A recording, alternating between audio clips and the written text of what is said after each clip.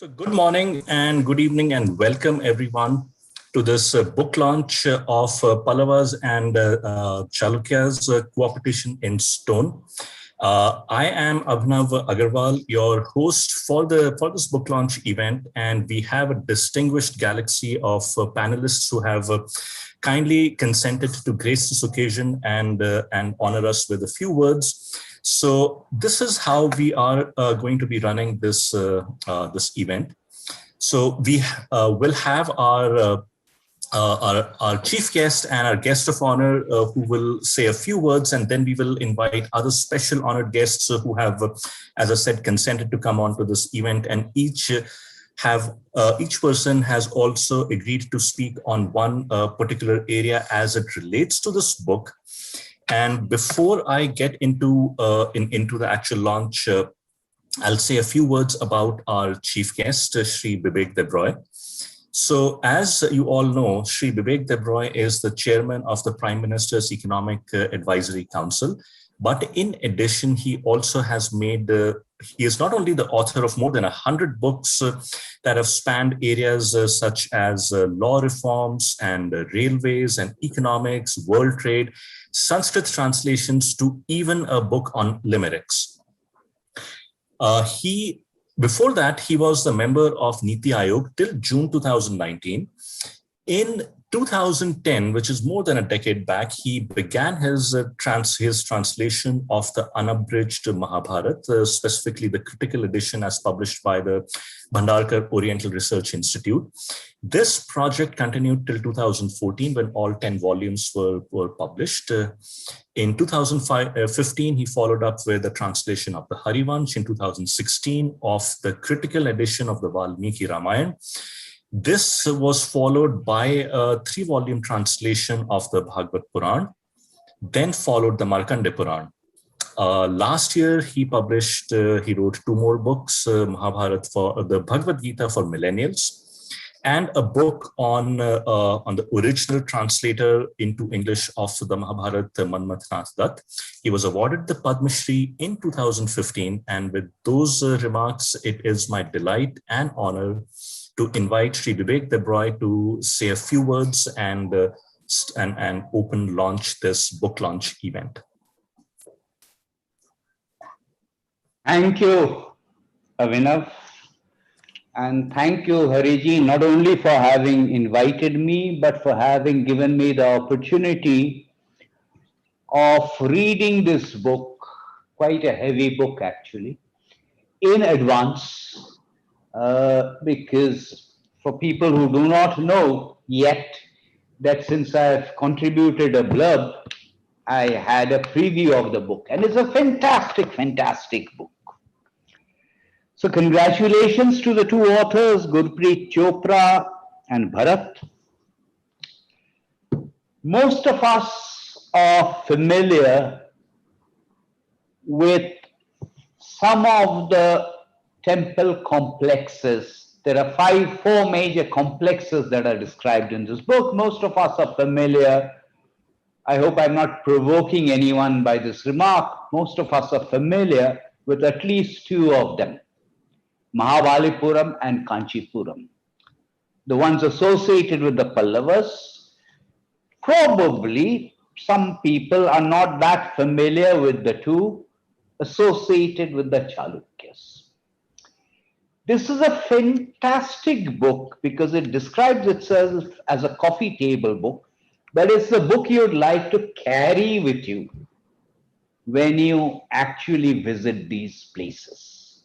Because though I said people are familiar with, let's say, Mahabalipuram, and if there's a question asked in a quiz show about Arjuna's penance, most people will recognize it. If it is about Krishna's butter stone, most people will recognize it. Are people necessarily familiar with the cave temples? I don't think so. So this is superb in terms of the photographs that I included. It's superb because it transcends what would normally be a tourist guide, because I get to know about the Pallavas, the dynasties, the Chalukya dynasty, And for something like Badami, I even get to know what the administrative structure was like. So therefore, a superb book. And I should also congratulate Indica for having published this book. But I need to be a little bit critical. How can I not be a little bit critical? So I want to make three very, very minor points. The first point is this book is really coffee table in nature. It's very heavy.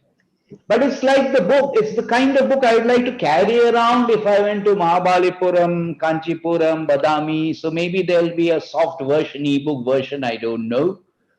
Or if not, of course, with these photographs, it's difficult to reduce the size, but perhaps it's worth contemplating if one can have a smaller size that one can carry around. The second, within quotes, critical thing is that there is no index. So if I'm reading the book from cover to cover, that's okay. But if I am looking for something, it might be a good idea in future editions to have some kind of index, either of the temples or some other form of indexation. And the third point that I want to make reflects my bias. And this bias is that particularly if we are talking about poets, great poets, no matter how good the translation is, you can never capture the beauty. If it's a poet who writes complicated Sanskrit poetry, then at one level there is no point giving the Sanskrit. But if it is something like Jayadeva's Dashavatar Stotram, for which there are English translations of Vamana Avatar and Varaha Avatar on page 240 and page 250, I think it would be a good idea to have the Sanskrit. What is the Sanskrit like for Varaha Avatar? Vasati dashana shikhare dharani tava lagna shashini kalanka kaleva nimagna keshava dhrita sukara rupa jaya jagadisha hare. Impossible to translate. And it would have just taken one paragraph to do that. Exactly similarly for Vamana Avatar, you've got a translation, you don't have the Sanskrit. Chalayasi vikramane valim adbhuta vamana padana khanira janita jana pavana keshava dhrita vamana rupa jaya jagadisha hari. I think the Sanskrit also belongs because the translations don't capture it. But again, congratulations. It's a wonderful, wonderful book with maps, including from Google Maps. So it's a very modern kind of book. It's not just maps that one associates with the old kind of tourist books. Congratulations on the book. I think everyone should read it. This version does not have the price, or it does have the price. Well, it's not that exorbitantly priced. Congratulations, and thank you for inviting me again.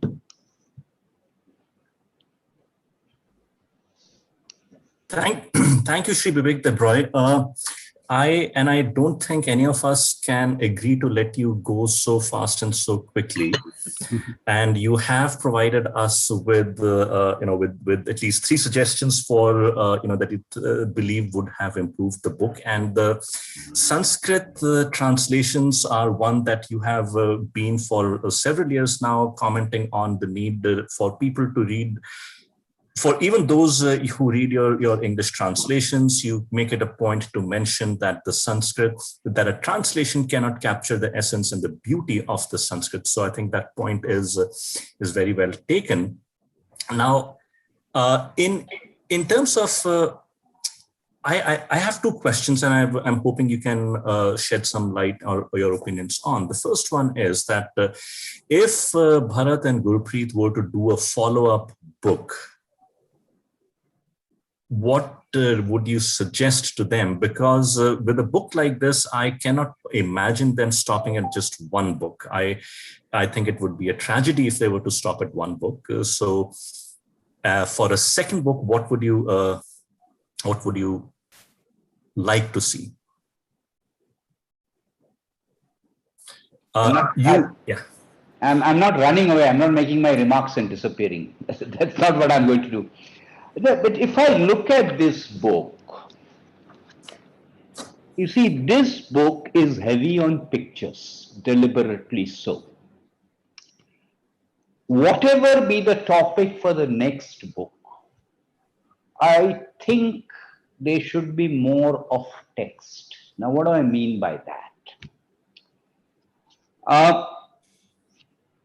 All of these sculptures in the temples, they have associated stories. And they can be text, not very detailed text, but text explaining the essence of those stories, maybe boxes, something like that. In that sense, this is slightly incomplete because it's heavy on the pictures. One sort of assumes it's not that it's not there at all, but I think one could do a little bit more on that. Secondly, I think there should be a very good introduction, because there is quite a lot of material on temple construction per se. What do temples, the way one goes up vertically, what the different layers signify, etc., etc. So if they do a second book on temples, I would suggest a good introduction on temple architecture in general, and do a little bit more on the stories. Excellent.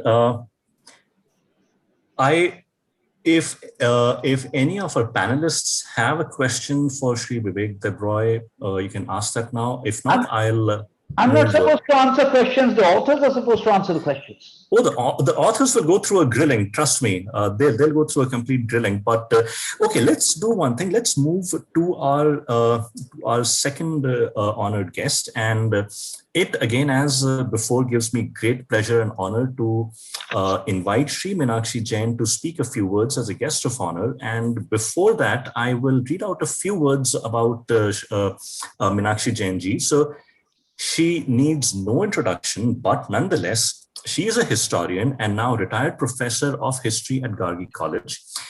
She was awarded the Padma Shri in 2020. And among her notable works are Parallel Pathways, a book on, it's a book of essays on Hindu-Muslim relations leading up to, I believe, the middle of the 19th century.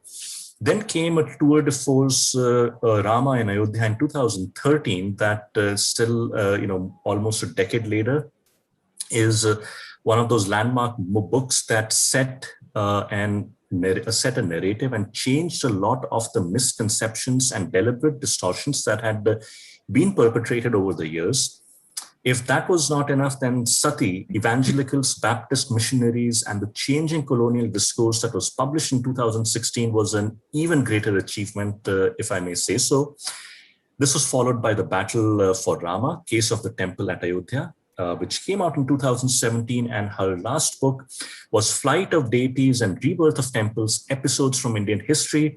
This was published in 2019, and this is perhaps one of the most saddening books I've read in a long, long time. And this is a sentiment that a lot of people shared in, but it was and it is a book that was much needed. And this also provides me a segue into inviting her to talk on temples, the rebirth of temples as such, and also why a study of temples is important to understand themes such as the cultural harmony in ancient India. So with that, namaskar, Meenakshi Jain ji, and please. Namaskar to everyone. Just holding the book makes you realize it's a collector's item.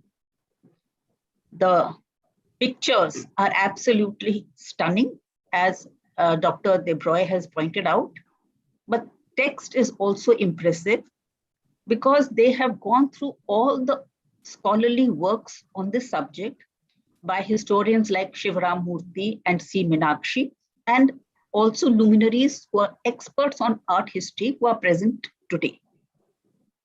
So to distill all that information that has been written by scholars over the ages and to present it in a manner that a general reader can comprehend is a very, very notable contribution. Most people who go to that site or to these sites will not have the time or the training to appreciate the finer points of every shrine and every statue over there. Now they can examine all these things in the comfort of their homes. So it's a very, very important contribution. I'm a historian and I look at the larger picture. And what I appreciated most about this book was how far it went to correct the narrative that is taught in our schools and colleges. That narrative, which is the dominant narrative in schools and colleges, is about religious strife.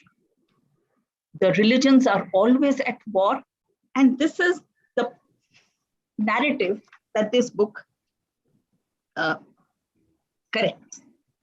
And I would like to make some points in this regard.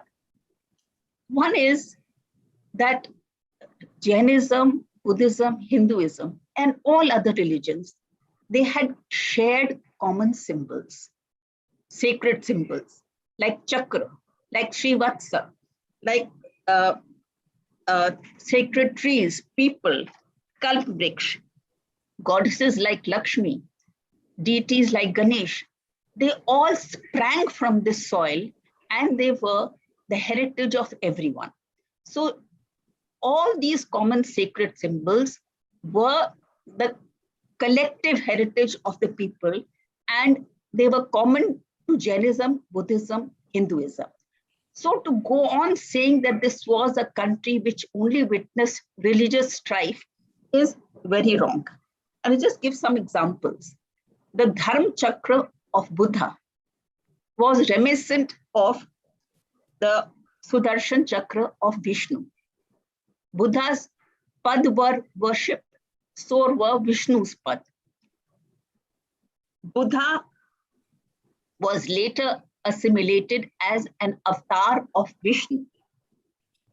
Balram and Vasudev were regarded among the Jains as of 63 great eminent personalities. So there was so much sharing and mingling. And I just give some more examples. In early Jain sacred architecture, there were tablets of homage that were made. They are called ayag pattas. Now, most of them have been found in a Jain mound Kankani Tila at Mathura. It was thought that ayag pattas were a Jain contribution. But Anton Frewer, who excavated a Buddhist site in Ramnagar, found Buddhist ayag patras at Bareilly. So to say that Jainism and Buddhism and Hinduism were always at war is not correct. Second point, stupas. We associate stupas with Buddhism. But Jains and Ajivikas also had stupas. So there is at Mathura, fragments of an inscription have been found which talk about a Jain stupa. And the Jain and Buddhist stupas were so similar to each other that the Kushan ruler Kanishk, he is actually said to have worshipped at a Jain stupa, thinking that it was a Buddhist stupa. So these kind of books, they emphasize that there is harmony and they're learning from each other. They have given the example of Chalukyas learning from Pallavas, though they were politically at war. And this is a theme that runs through Indian history. You know, the same workmen, the same artisans, the same craftsmen, they were the same people who were making shrines and sculptures for Buddhists and Hindus.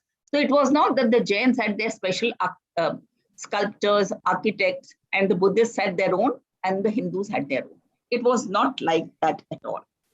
Now, the other thing that I want to say is that religious structures of Buddhism, Jainism, and Hinduism always existed alongside. Gurpreet and Bharat have given the example of the Shore temple, where two Shiva shrines and a Vishnu shrine were existing alongside. That is repeated all over the country. And I just give 2-3 examples. At Ellora, the most important shrine is the Kailash temple. But total, there are 34 cave temples at Ellora. Of them, 17 are Hindu, 12 are Buddhist, and 5 Jain. So this pattern of shrines existing alongside is repeated all over the country. At Deoghar was a temple for the 10 avatars of Vishnu. But over there in that temple, we have Shiva, sculptures of Shiva. We have the Pandavas depicted over there. And at that site, we also have so many Jain temples. So this is one point which I liked very much in their book, that the temples of various gods, deities are existing alongside. And at Khajuraho, the Jain ministers and the Chandela kings built their temples at the same site. And the temples from the external appearance was so similar that one could not make out whether it was a Jain temple or a Buddhist or a Vishnu temple or a Shiva temple. And the last point that I want to make is that all these sacred shrines, the donors were ordinary people. It is really amazing that before the coming of the Gupta period, such fabulous temples were the contributions of individual people, common people from all walks of life. In Kankani Tila, the earliest statue that we have found of goddess Saraswati has been given by a metal worker. How do we know that? Because there's an inscription at the base of the statue in which he says that I am so and so, this is my profession, and I'm giving this thing. So again, this flies against the dominant narrative that religion was a means of exploitation of the common people by the people at the top. The actual evidence on the ground does not support this at all. At the Buddhist sites in Andhra, the donors included monks, nuns, warriors, goldsmiths, and leather workers. At Sanchi, to give you one example, we have found 631 inscriptions. Only 3 have some connection with royalty. The donors are weavers, merchants, stonemasons, and ivory workers who had come from Vidisha. They carve a gateway and they gift that to Sanchi. And on that gateway, they've given an inscription that we are from Sanchi, we are ivory workers, we have carved this and we are donating it to the shrine. And the same thing at Nasik, only of the 23 caves, only 2 are some way associated with royalty. Last point that I want to make is that at Mathura, none of the statues that have been found so far have been associated with royalty. They're all the gifts and the donations of ordinary people. The Katra image of the Buddha is one of the most beautiful images of Mathura art. It is given by a lady whose name is given over there. And she says, I'm giving it for the benefit of humanity. The Bala Bodhisattva is a gift. It's a huge statue. It is the gift of a bhikshu along with his parents, his teachers and students. So what I want to say in conclusion is that when we read books like this, they are a very important contribution because they provide concrete evidence which goes against the narrative in academics, which is a narrative of religion as a tool of exploitation and religion as a cause of social strife. What we find on the ground is that ordinary people are the contributors, they are the donors, shrines exist alongside, and it is a picture which we can be aware of only when we read works like those by Gurpreet and Bharat. So I want to congratulate them And I want to say, I'm delighted to hold my copy in my hand, and I flip through some pages every day and really wish that I could have produced such a wonderful work. Congratulations. Thank you. Thank you, Meenakshi ji, for those kind words. And I think for any author who has written a book on this topic, to receive that kind of feedback, encouragement, and praise from you is something that they will cherish for a long, long time. I will now request Srimati Shashikala Anant ji to come up and say a few words. Before that, like always, I wanted to read out a few words about her. And Shashikala Anant ji holds a degree in architecture from the School of Architecture, Madras University. And she has been researching the classical Indian science of architecture, which is Vastu, for over 40 years. She was a student of Sri Ganpati Sthapati, a leading authority on the Vastu Shastras, and she was a part of a team that made 3 decades ago in 1991 the award-winning film Shilpi Speaks, that explained the traditions of the sculptor.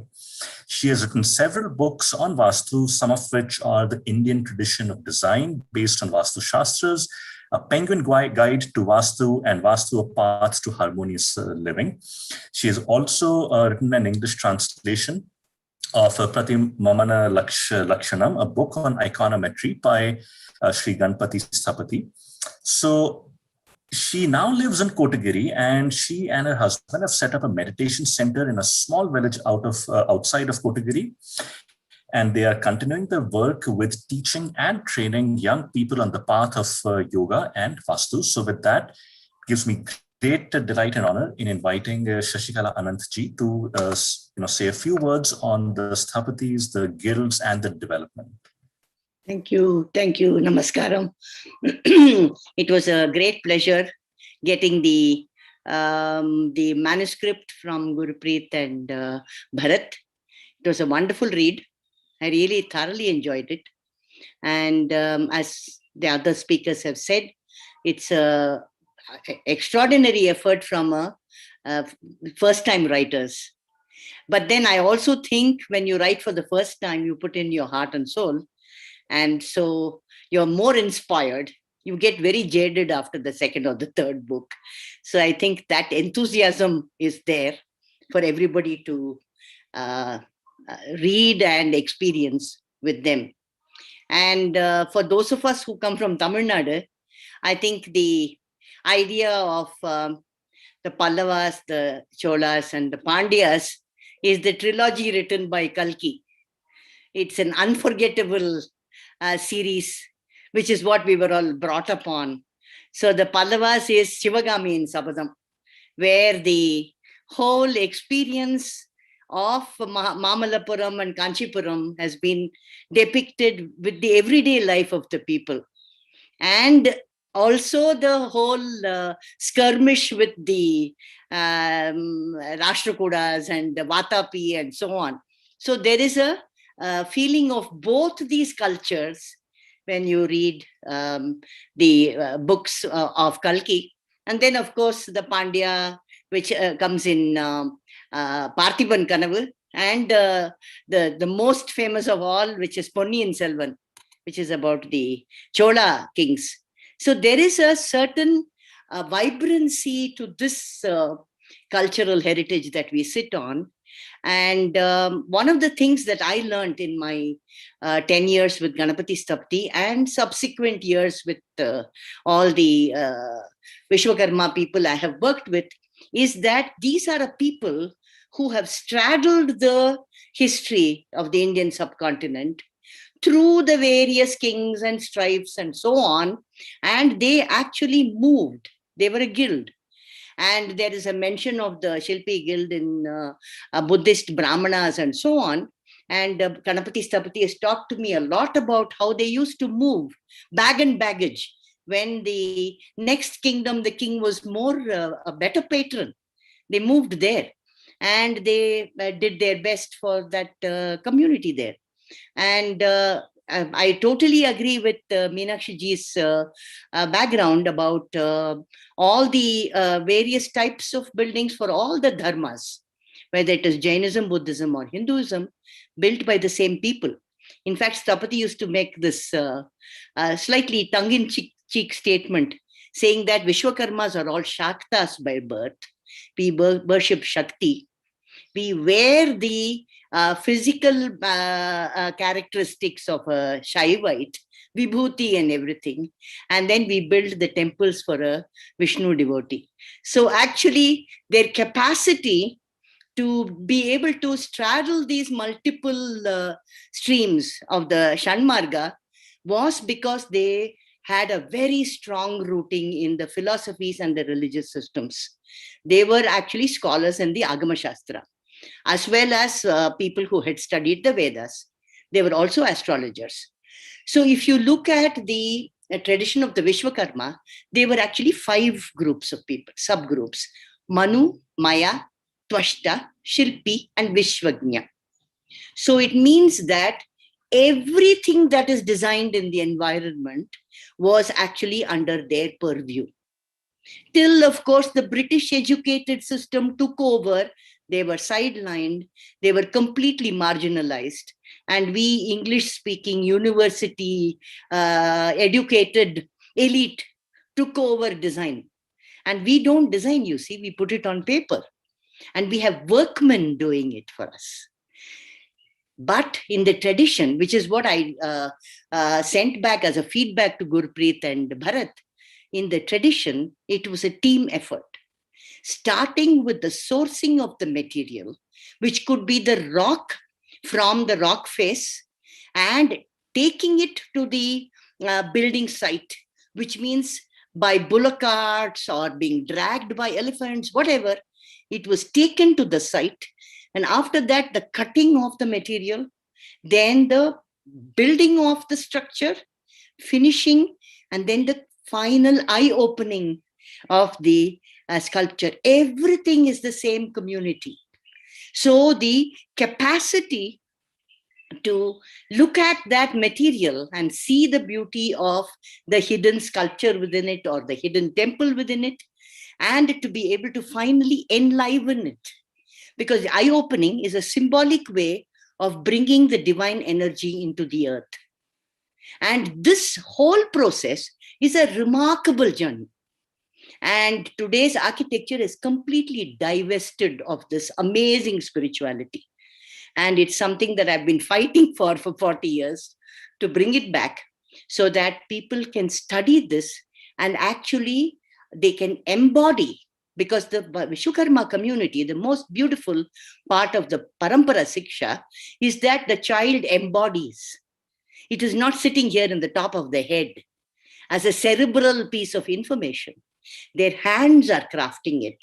Their emotions, like the Stapati was telling me, there are times when he has made something very beautiful and he has to part from it. He actually used to weep because it becomes such a part of themselves, such a part of their physical body and an extension of their heart.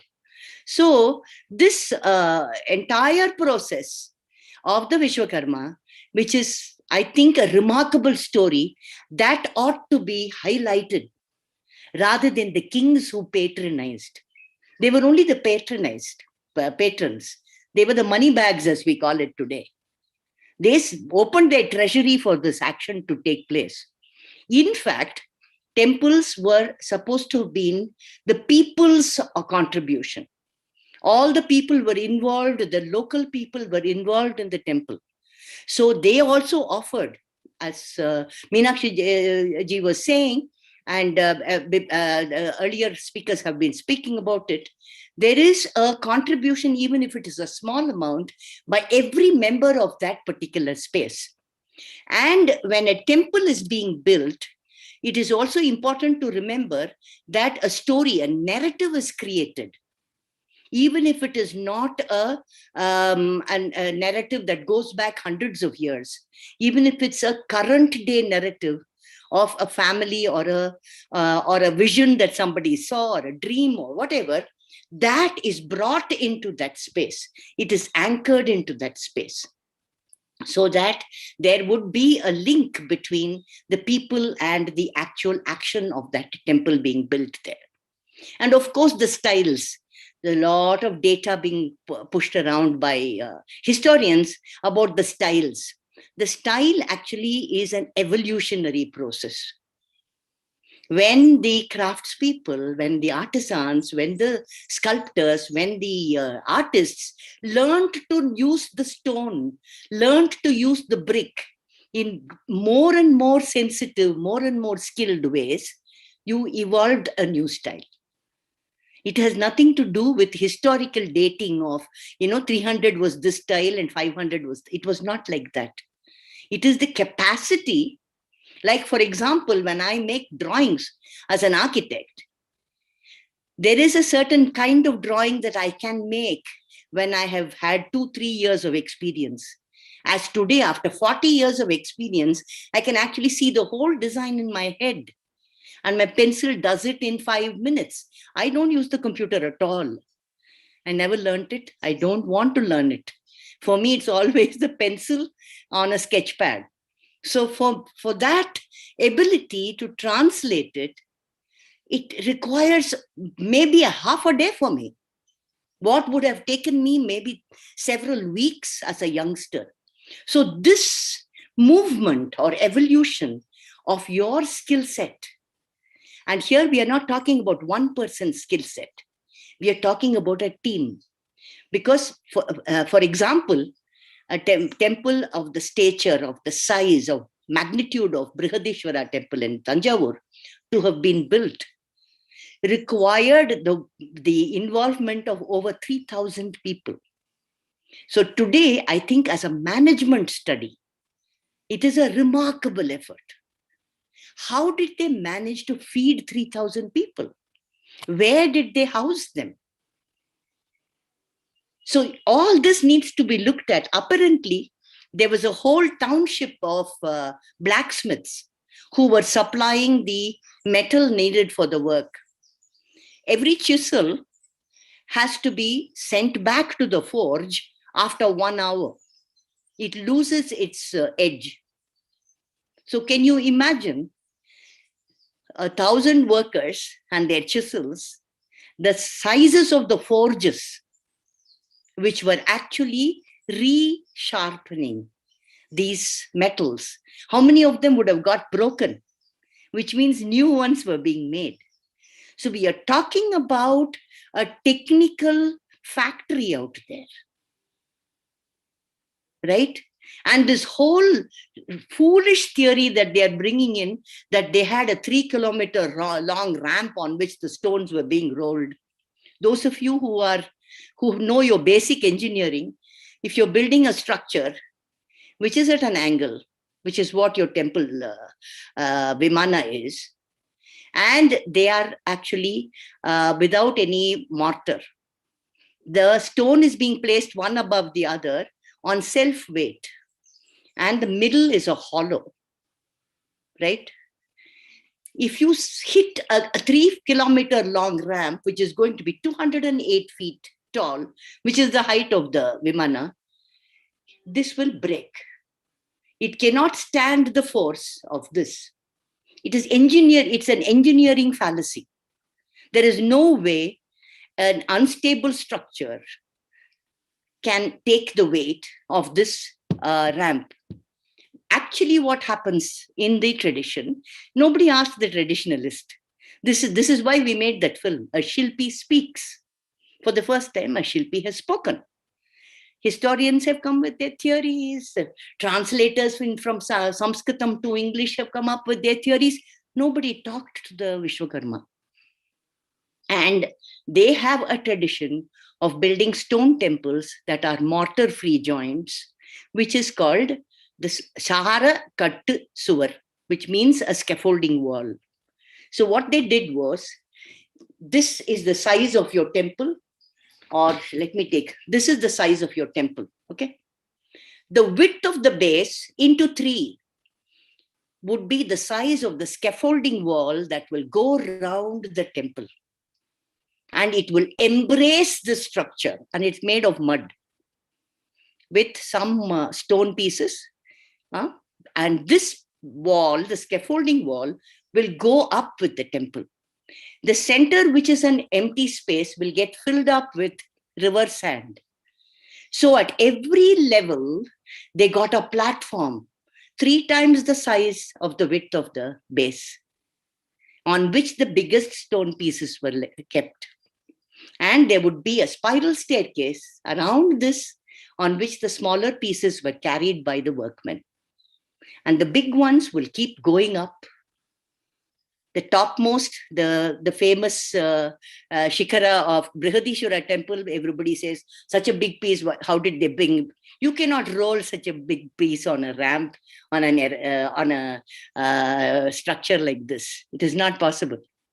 What happened was it was placed on the structure, on this, and it would be moved. As this was built, it would be moved. And they will be moving it with a crowbar. I don't know whether you have seen how they move with a short crowbar. It's only about 4.5 feet long, and the stone will jump. I have seen them doing it. They knew exact fulcrum of the piece. They knew exactly how to cut a stone quarry, how to cut so that the stones will come out with the least effort. They don't have to bang at it. So they would create these small holes into which the wedges are driven, and then water is poured into it. The wedge expands. It's a wooden wedge, and slowly the stone will part. They had fantastic, simple technology. And how did they create the lovely surface of the stone? They used green leaves, paste. I saw them doing it. I saw them going through the building of a stone temple in near Vellore. They would use a green paste, and the moment you add a paste, a thick paste, it will settle into the crevices, and then it will leave the pieces that are slightly unfinished on top. Then you cut it again. You plane it again. You plane it again, and then finally you get this beautiful glossy surface. Very simple, extremely sensible technology. And if you look at the casting of the metal, as in the famous Nataraja that you can see in Koneri Rajapuram, it's 8.5 feet, including the pedestal. Largest Nataraja that was made at that time. And we are talking about 9th century AD. The size of the kiln that would have been needed for such a task to be done, even today, Stapati says, I can't do it today, because it requires a technology of such high order. And I don't know how many of you have seen that Konere Rajapuram Nataraja. The golden hue of the face is remarkable, because of they actually did add gold. High levels of copper and enough gold to give that extraordinary luster to the face. This quality of the lost wax process requires a technology of a very high order. So for us today, not to recognize the technical expertise, the technological and scientific data needed to know when the melting of each of the metals took place, because the Panchaloha is a combination of zinc, tin, copper, gold, and silver, right? And brass was used instead of copper sometimes. But the brass is also a combination material, right? So to know when each of them will melt, you're talking about a technology of a very advanced level. So today we are completely forgetting about all this. The quality of that metal is something else. And in our film, we have shown how they do the casting and what is the quality of the metal that they are using. And they are still doing it in their backyard, in their house, with dogs and cattle and everything, because it's such a simple technology. And I think today we need to awaken this capacity of touching this amazing capability, skill within ourselves, and to work as teams. because this team efficiency is something I think India has completely lost. Today, all of us are pulling in various directions. There are no efficient teams because everybody wants to be on top. I also, my second profession is management training. And I tell you, it's a terrible situation. So this, I think all this is something that we need to study in greater detail. And I'm seriously hoping Bharat and Gurpreet can write a sequel which talks about the technology and which talks about how these communities can bring back their skills into the mainstream and be recognized for it. Okay, thank you. Thank you so much, Shashikala ji, for your words. And it is incredibly sad at one level to learn and to get to know about all the things that we knew at one point we lost. And equally tragic is the realization that our process of decolonization that should have begun in 1947 still remains a journey that is yet to take its first step. But let's move on to our next honored speaker, a guest of honor, and gives me again great pleasure in inviting Srimati Chitra Madhavan ji. But before that, I will say a few words about her. So she has a doctorate in ancient history and archaeology. She is the recipient of 2 postdoctoral fellowships, and she has published 9 books, History and Culture of Tamil Nadu in 2 volumes, Vishnu Temples of South India in 5 volumes, Sanskrit Education and Literature in Ancient and Medieval Tamil Nadu, and an epigraphical study, and Temples of Kanchipuram. She has also co-edited a book, South India Heritage, which contains 500 articles in various aspects of South India's heritage and culture. And she has edited a book on Kalakshetra sculpture, which contains 20 articles on iconography by well-known authors on the subject. And she regularly conducts heritage tours to places of historical and archaeological significance in India and abroad. So, Chitraji, it gives me great pleasure to invite you to share a few words with all of us. Namaste. It's a great pleasure being with all of you here this evening. What a wonderful book it is that is in front of me right here now. And many, many congratulations to the 2 authors. They have worked very hard and produced an excellent book, lovely text, great photographs, and I'm sure many people are going to benefit reading this book and hopefully be inspired to go to these heritage sites. So if they have already been to the heritage sites and have not understood them properly, this book will do them a lot of help. So, I've been asked to talk about the evolution of temple architecture among the Pallavas and the Chalukyas. I can only give it in a spoonful. It's too vast a subject. It's too precious a subject to be shared in a couple of minutes. But we all know that the Pallavas and the Chalukyas really, really hated each other. There were so many wars well documented in the inscriptions and sometimes in literature also. So Pulikeshin attacked the capital city, Kanchipuram of Mahendra Varman Pallava. His son Narsimha Varman Pallava retaliated and raised Badami, and he took on the title Vatapi Kundan, Victor of Vatapi, which title is not engraved in Badami, ancient Vatapi, as most people erroneously think. It is there in Tamil Nadu in a hill shrine. It's a cave temple of his time, Narsimha Varman's time. It's there in Tamil Nadu, this title Vatapi Konda. And then it went back and forth, the wars with each side winning sometimes. And it went on. But look at the influence each culture had on the other. I mean, copying, imitation is the best form of flattery. So the cave temples of the Chalukyas, as we know in Badami and in Aihole, are amazing, really amazing. We don't have enough adjectives to actually describe those cave temples, which are of sandstone. Especially the ones in Badami are stupendous. The Pallava cave temples happened a little later. But then we have to remember They are smaller in size.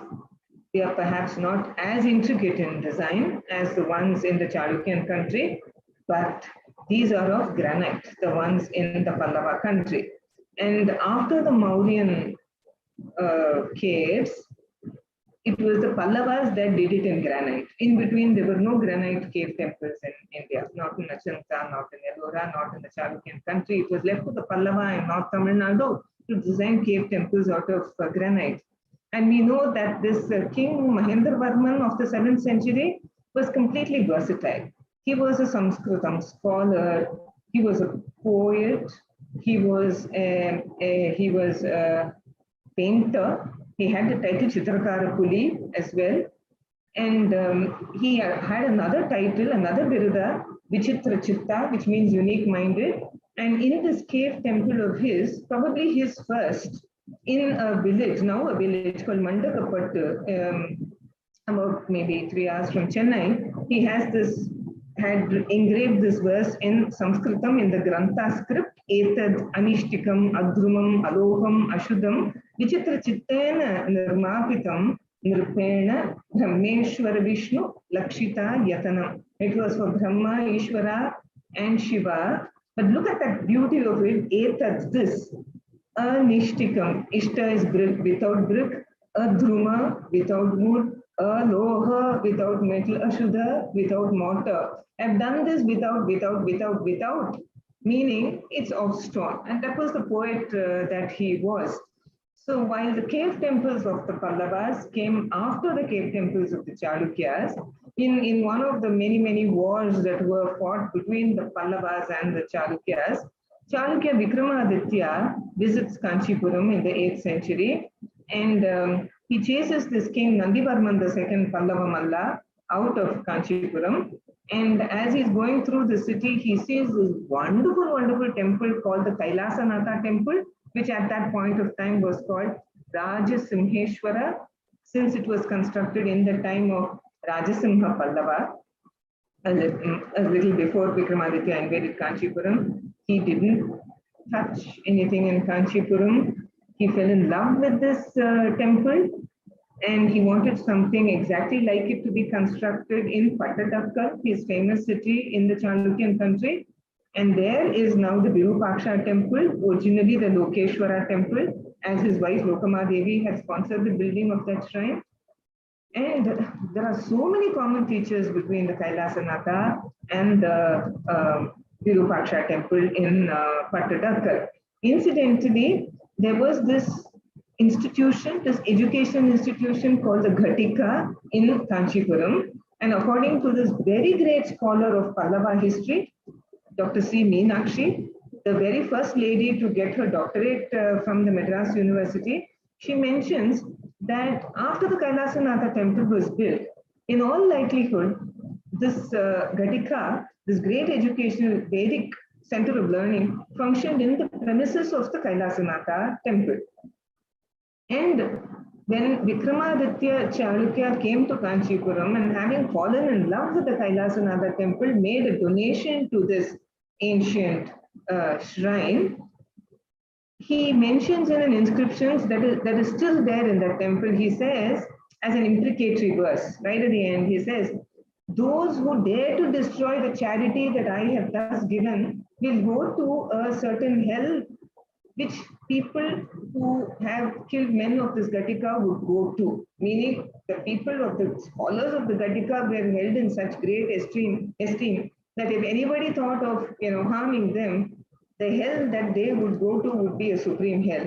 And that is the hell that people who touched his charity would go to. So we have that Kannada inscription still visible, very much there, intact, on a pillar in a mantapa in the Kailasanatha temple. And it is in that mantapa that Dr. C. Meenakshi states the Ghatika actually functioned. And then we have in the Pallava country, Sri Mahendravarman, probably in the court of his father or grandfather, Simha Vishnu Simha Varman, a very great poet called Bharavi, who was there, the author of the Kiratarjuniyam. And subsequently, the Kiratarjuniyam became so famous in the Pallava country that there is a sculpture in the Kailasanatha temple of Arjuna and Shiva fighting just before Arjuna receives the Pashupatastra from God Shiva. Now, Bharavi's name had spread through the length and breadth of South India, it seems, because a Chalukyan poet of the time of Pulakeshin II, Ravi Kirti, mentions it in his inscription in Aigole, right on top of that hilak and Aigole. He compares himself with the greatness of Kalidasa and of Bharavi. So this is the kind of intermingling of culture that was there between the Pallavas and the Chalukyas. Fight they made. Oh yes, they fought long and hard.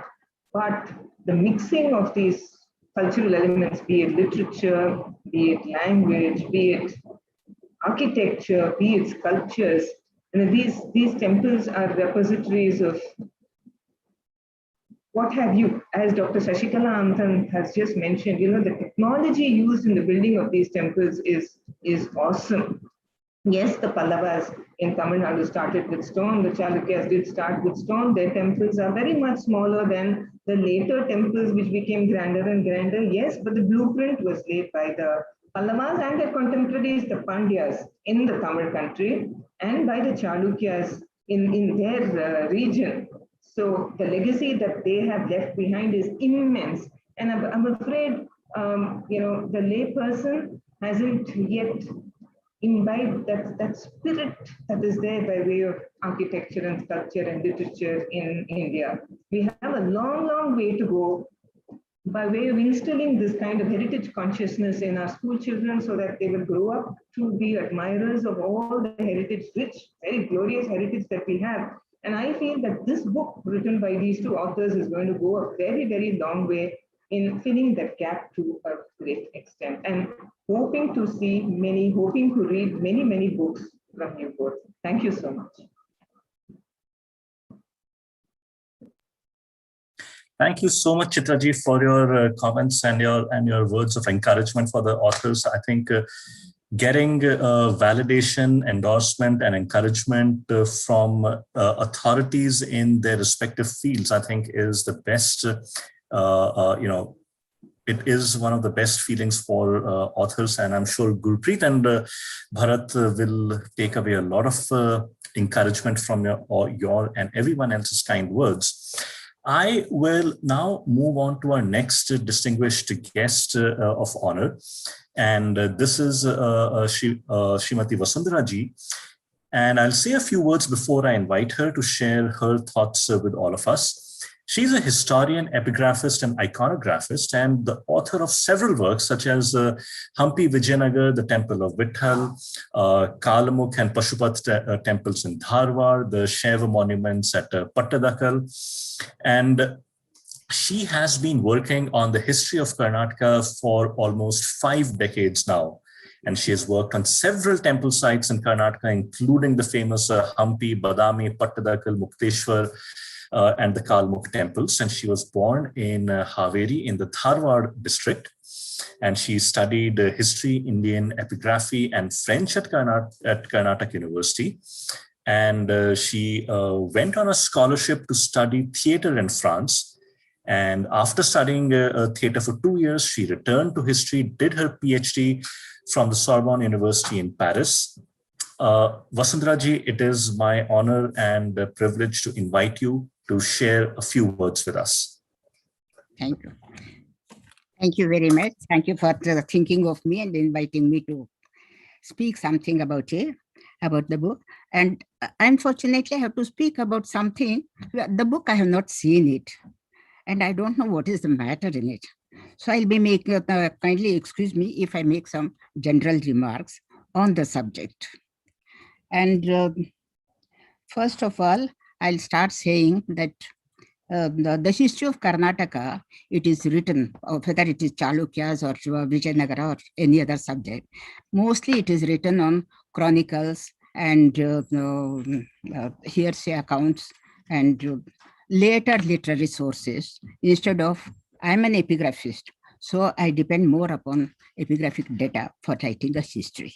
And this subject is very much, the epigraphy is very much neglected in India, in India in general, and in Karnataka also. So the youngsters, what I advise them is to set aside all that is done about the history first, and then go to the inscriptions and the contemporaneous literary sources to rewrite the history of any state for that matter, whether it is Karnataka or Tamil Nadu or anything, instead of repeating what our previous people have said. And for studying this history of any state, first of all, we should study religious conditions of the period.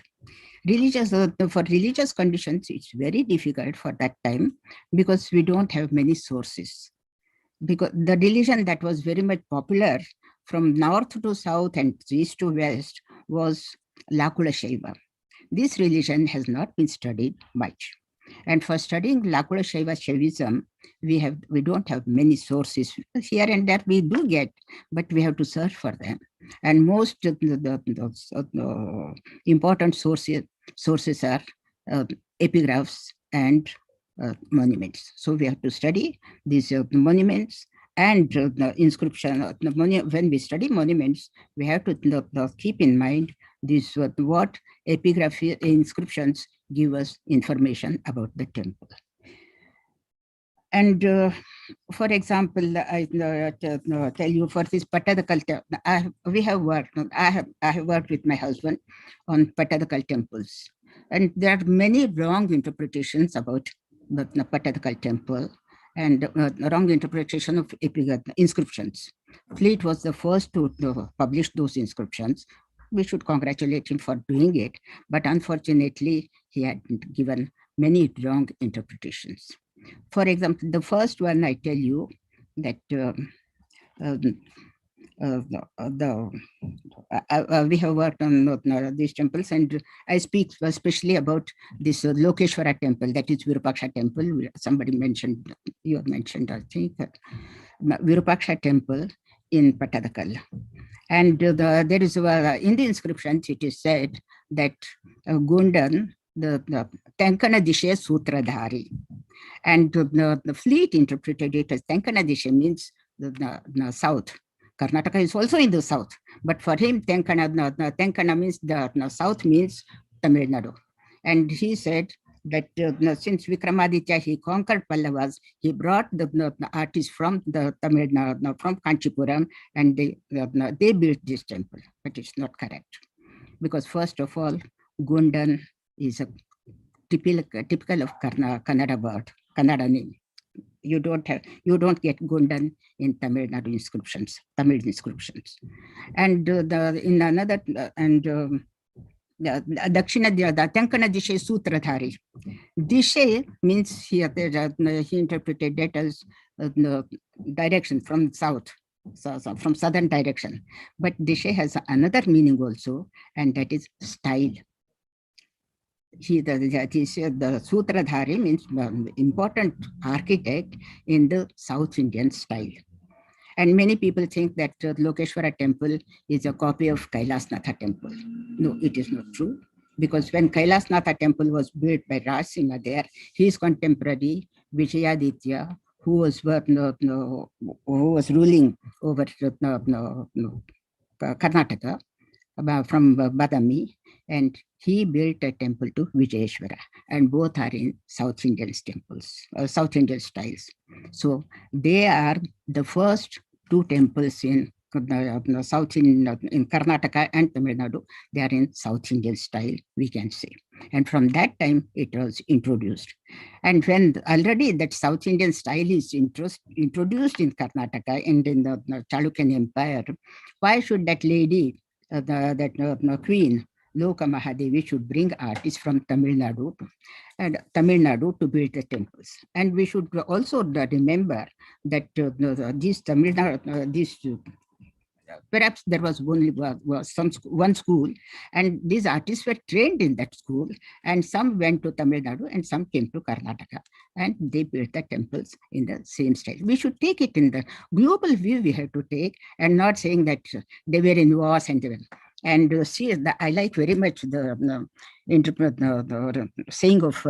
Shivaram Murthy, that of course when wars are fought, negative, there are many negative aspects, but the positive aspect is internal exchange of heritage and culture in between the two of the kingdoms, vanquished and the vanquished.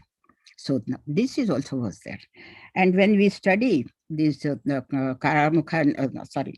Karnataka temples in Karnataka, at least I have not studied in detail the Kailasnatha temple, but since I have studied temples in Karnataka, and especially the Chalukyan temples, both Badami and Kalyan Chalukya temples, what I have noticed is that there's a lot of influence of Lakula Shaiva religion. And what is this Lakula Shaiva religion is that Shiva comes with a laguda in his hands, and he preaches, he imparts the principles of Shaivism there. And the main principle of that Shaivism is that all gods are one. They are all emanated from Shiva. So you should not make any difference between Shiva, Vishnu, and Brahma, Surya, etc. So this he preached, and that became very popular in Karnataka and in South India. And so in this the Lakula Shaiva religion, there were four parts, four sections: Pashupata, Kalamukha, Kaula, and Kapalika. Kaula and Kapalika were from in the north of India, North India. And Kalamukha, Pashupata, they come to the south. And Kalamukha, Pashupata, they followed this Vedic system, whereas there it was Tantric. Vedic and Veda and Agamas were followed here in the south, and especially in Karnataka. So, so when you study the Patadakal temples or Kalyan Chalukya temples, you should know the principles of Kalamukha and Pashupata religions, and then you study. And since for this Kalamukha and Pashupata, Shiva was the main god, and since Shiva is very difficult to be realized with a naked eye, so the Sadashiva comes in there, and Sadashiva has 5 faces, and those 5, each face is turned to one direction, and each face has a different function. If it is east, it is Tatpurusha, and if you go to the south, it is Aghora Murti, and if it is west, it's Sajjojata, and to the north, it is Vamadeva. And Vamadeva is a very handsome person. So that's like this, and Aghora is terrific. So when you study this temple, you notice that to the east, all Tatpurusha is magnificent. And so to the east, you will have all magnificent personality of Shiva and Vishnu. They did not make any difference between Shiva and Vishnu. So in all these temples, we find the images of Shiva as well as Vishnu, Brahma, and others. So to the east, you will have Tatpurusha, that is magnificent personality of Nataraja, and the type of Vishnu is Trivikramamurti, etc. And when you come to the south, you will see all these Aghora Murti, Aghora fighting scenes. The Shiva fight, killing Andakasura, or Vishnu, the tearing the stomach of Narasimha, etc. And Rama fighting with Ravana, all these, Ravana fighting with Jatayu, these scenes. But when you go to the west, it is Sajjojata. It is identical with Brahma. So all serene images. And when you go to the north side, it is Vamadeva, handsome personality of Shiva, like Bhikshatana Murti or Ardhanarishwara Murti, Harihara Murti. So like this, you have to study these temples in Pattadakal, any temples of Chalukyan temples, whether it is called Badami, Vatapi Chalukya, or the Kalyan Chalukya temples. And later on it changes. That's a different thing. When you come to Vijayanagara period, it changes. So till then, you should study like this. And when you enter these temples, there you have to be very, very alert, because to study these temples, it's not enough if you know, if you have a knowledge of only the Puranas and Purana, Itihasa, that is Ramayana and Mahabharata. you should also know the literature, and especially for these Chalukyan temples and Badami Patadakal, you should know also Bharata's Natya Shastra. And apart from the Bharata's Natya Shastra and Natya Shastra and that Puranas, and you should also have the knowledge of literature, Sanskrit literature. That time, during Kalyan Chalukya, Badami Chalukyas, Kannada literature was not yet developed. So the people in Badami and in Chalukyan Empire, they were very much familiar with Kalidasa and Bharavi's works. So when you go to this, especially I give you some examples of what is this Lokeshwara temple in Patadakal. In Patadakal and also in Badami cave. In Badami cave, in the third cave, you have a bracket figure. Parvati is completely drunk, and Shiva is holding her tenderly. You can't find any reference in any of the Puranas for this one. You have to see Kalidasa's Kumara Sambhava.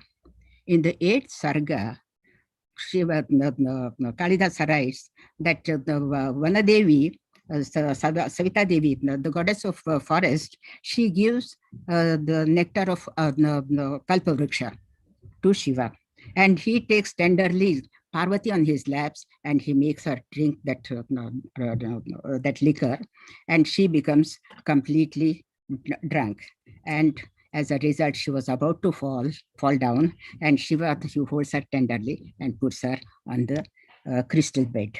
So for if you read that one, and you will feel that the beauty of that one, and how that poet had, the sculptor had, was able to interpret this idea on a stone.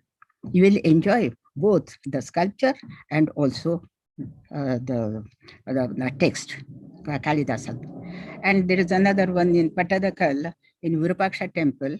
At the entrance, you have always this goddesses, river goddesses, Ganga and Yamuna.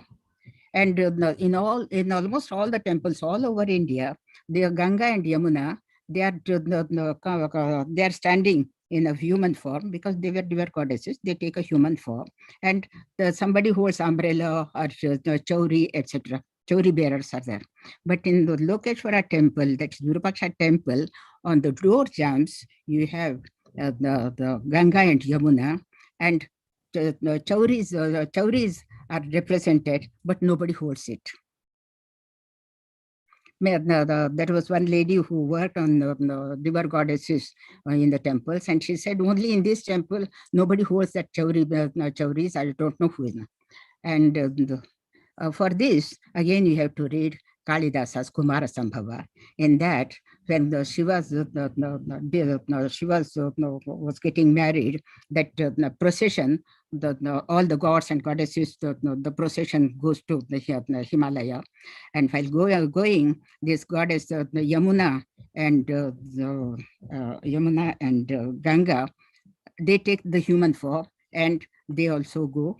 And the Sir Chamare, poet says, they came out, Sir Chamare, they were with Chamara, but he doesn't say who holds it. He doesn't precisely say who is holding it. And that Sir Chamare, that artist had represented it on the door jambs of that temple, nobody holding that. So like this, you have to know if you know the text, you will enjoy more the beauty and the intricacies of thoughts in those sculptures. And I'll give you another one. I said Bharatan Natya Shastra, and for Natya Shastra, rasas are important. And this rasa, sculptors have been able to reproduce it in stone. Rasa, it runs like this, but in stone they have they have held it frozen. And for example, I'll give you one example. On one of the pillars, there's a scene of Mahabharata. You must be knowing that, you have seen it, Mahabharata. And in the central of there are 3 panels. on the top, the Dharmaraja and the Duryodhana, they are playing dice, and one of them loses and the other one laughs. And that fellow, how he laughs, there are 4 ways of laughing.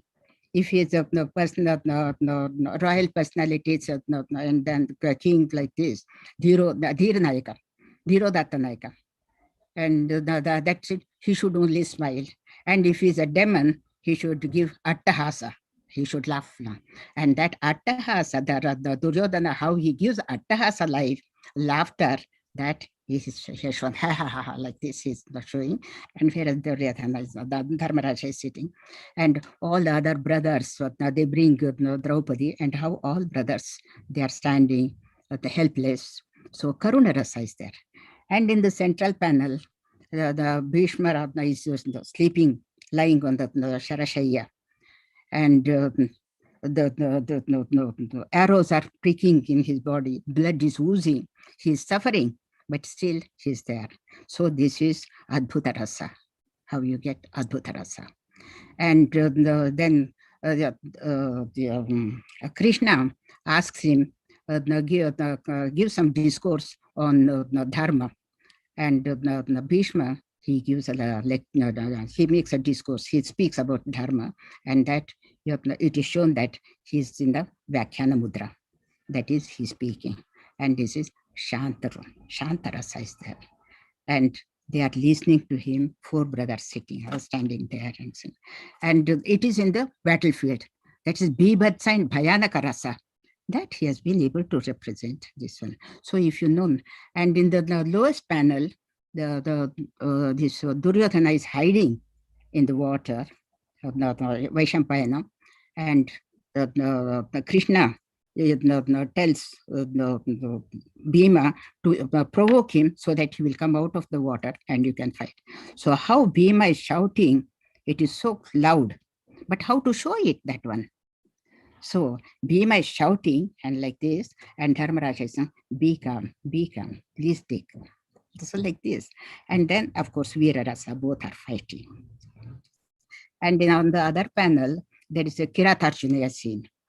And of course, in the Kiratarjunaya, first Shiva doesn't come. Arjuna fights with Skanda, the son of Shiva. And that also is seen. And when the Skanda cannot face him, Shiva comes. And in the center of the panel, both the Arjuna and Shiva, they are fighting fist to fist like this. So, and both are sitting on one another and fighting. So that also represents that this is the union of Jivatma and Paramatma. This also is represented. And the Bharavi says, when they were giving the blow to one another, it was so loud that as if the rocks are cracking in a cave. This you have to show it, but how will you show it? The poet, he had used the intelligence.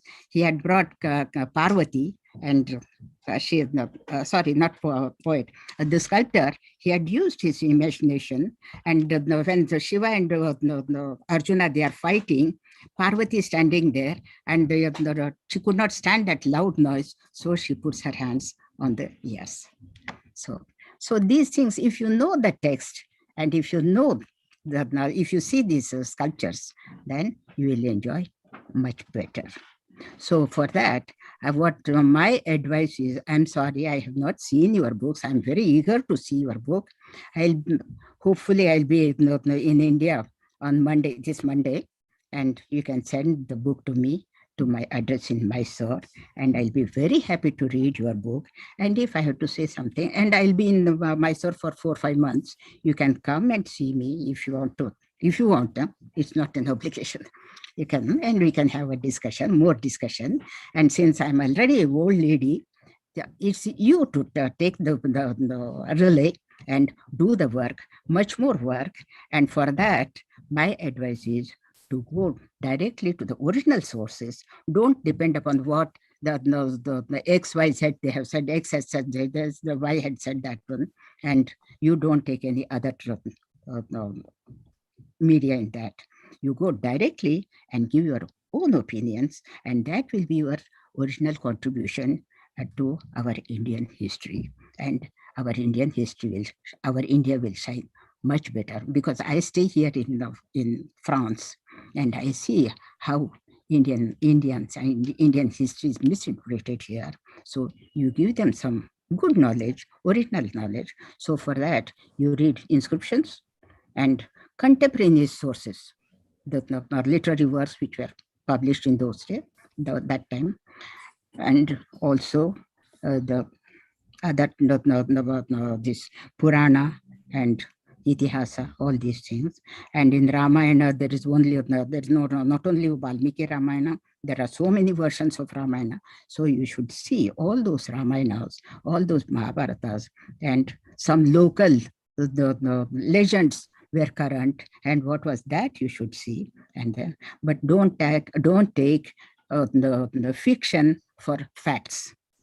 See that you judge what is fiction and what is fact, and you write history. This is my advice to youngsters. Thank you for inviting me. And sorry, I cannot say anything about your book. I'm eager to see this book. Please excuse me if I have not said anything about it. And I'm very happy that the youngsters are going to Badami, Patadakal, and they are working, because when I started working, there were no books. So I had to go directly, and there was only one small guide by Annigiri on the Patadakal temples. So that helped me a lot to write, to continue my work. So now I'm happy that others are getting interested. You can, and as long as I'm alive, I'm happy to help you, because I'm already 83 years old. So I don't know how long I will stay. So please come. You can always contact me and help you. I'll help you. And thanks and congratulations for thinking of working on Karnataka temples. You are the new Bandri. Okay. Thank you. Thank you so much, Vasundhara ji. Your words of encouragement to the authors is so greatly appreciated, and the blessings of the seniors never goes in vain. Now, once you are back in India, we will send you a copy of the book by Gurpreet and Bharat to your India address. So, and we look forward to your views and opinions on the book, and I'm sure Gurpreet and Bharat will be more than happy to engage with you, come and have discussions with you. So thank you again so much for your kind words. Yeah, thank you for inviting me, and kindly excuse me. I have spoken something about what I know, but I couldn't say anything about the book. And about Pallavas also, I'm not an authority. Already many others have spoken about it, so I don't Absolutely. Say Thank you so much, Vasundhara ji. Namaskar.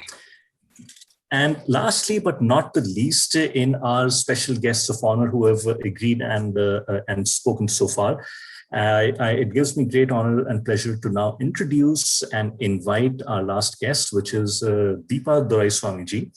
So Dr. Deepa, she holds degrees in engineering management, which is the usual run of the mill, which a lot of Indians go towards. But after spending more than 15 years in brand strategy and innovation with the global companies, her desire to understand the agamas and make them more accessible for a modern audience is what led her to an interdisciplinary PhD on temple management in the agamas at the Department of Sanskrit at the University of Madras. And this has now been published as a book by Indic Academy under the same name. She has taught an introductory course on Shaiva Siddhanta at the Department of Shaiva Siddhanta, University of Madras, and she teaches a course on temple management on the Indica Courses platform. So with that, I request Deepa ji to come and share a few words with us. Thank you, Abhinav. Shri Gurubhyo Namaha. I'm so overwhelmed, as I'm sure many of you are, at such amazing talks by these stalwarts. And as they say, Agamam Shiva Vaktrebhya Gatancha Girija Mukhe. Matantu Shivabhaktanam Tasmat Agamam Cheti Katyate. They say that when Lord Shiva revealed the Agamas, it was first revealed to Devi, Girija Mukhe. It first went to Girija, and from her, as the mother, it came to the world. So as I see this panel at all these eminent women, it looks like, the beauty of temples and history and architecture and, Indic knowledge.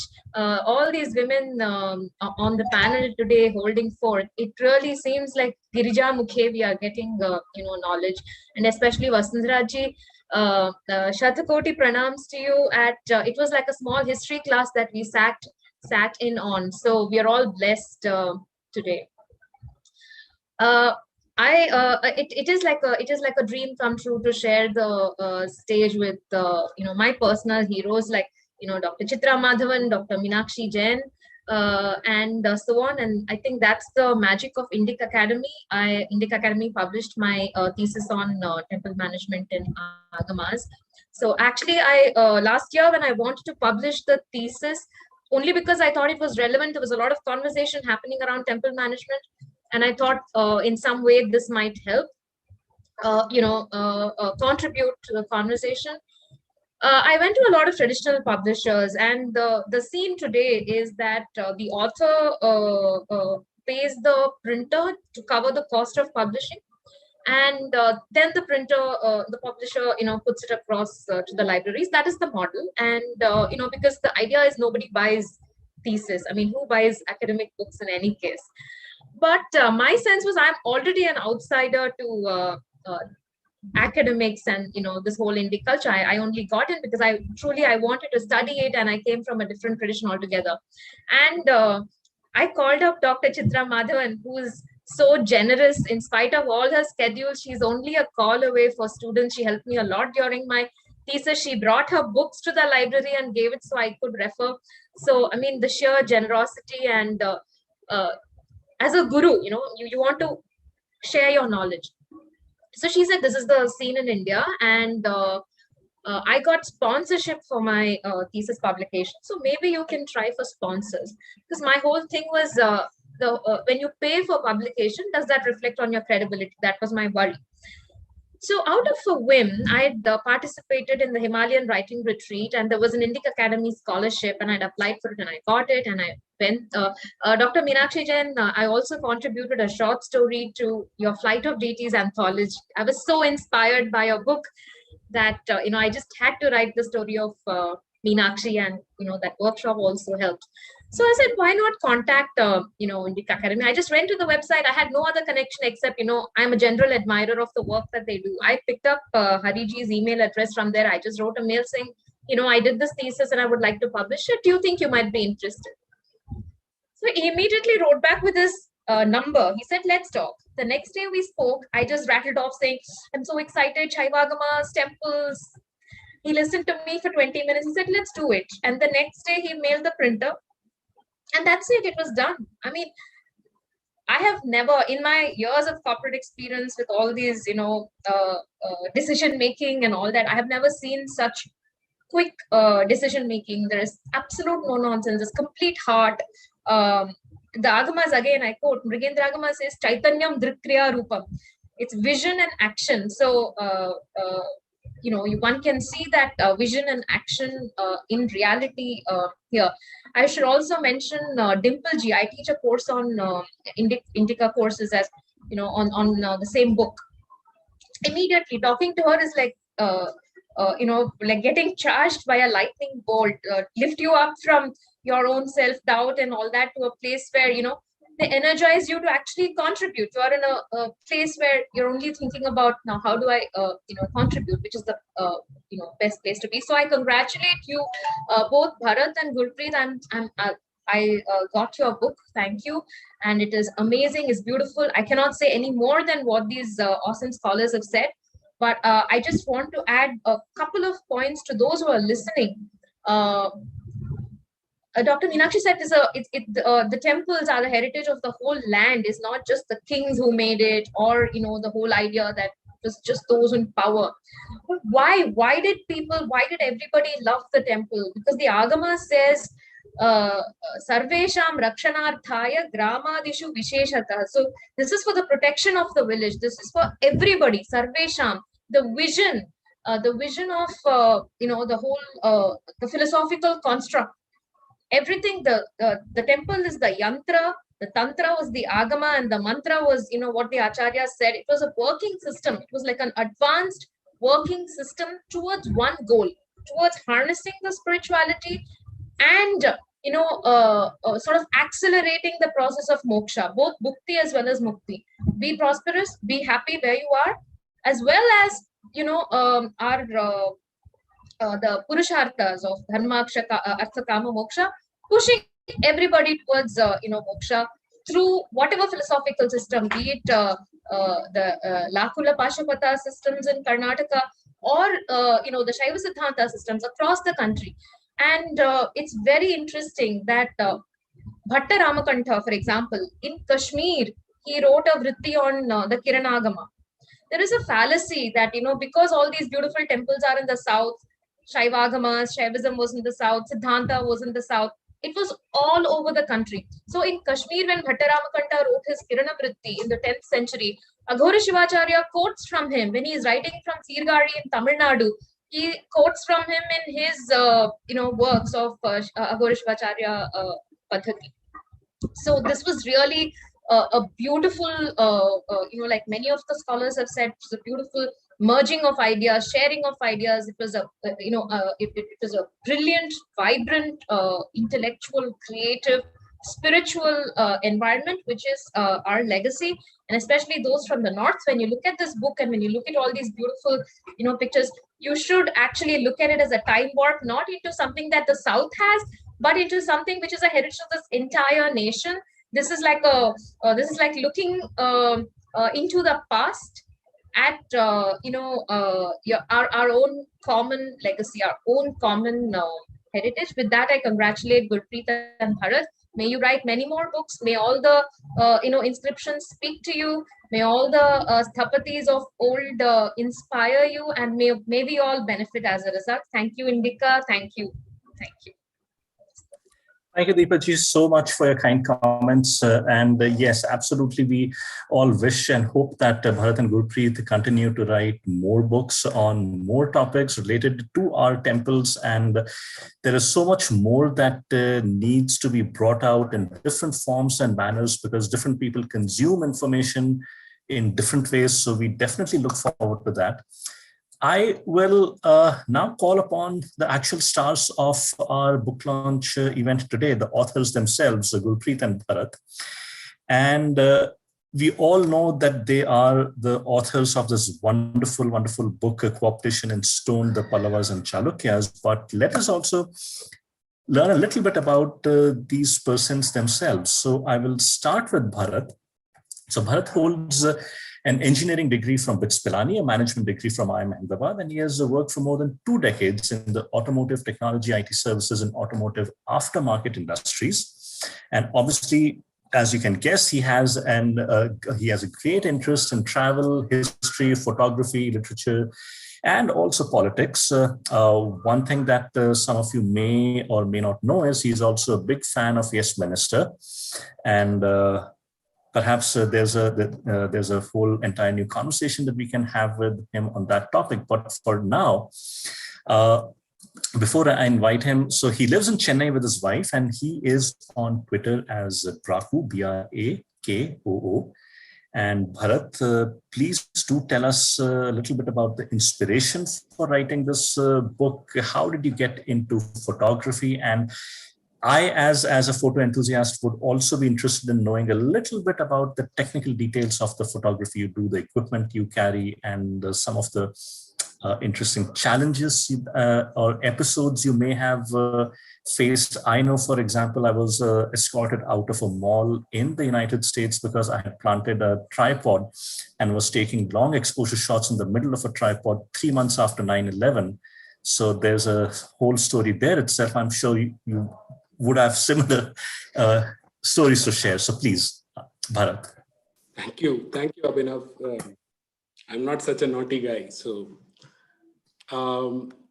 it's been it's a very surreal feeling today to have such distinguished scholars launch our very humble attempt at visually capturing some of the temples of these two illustrious kingdoms.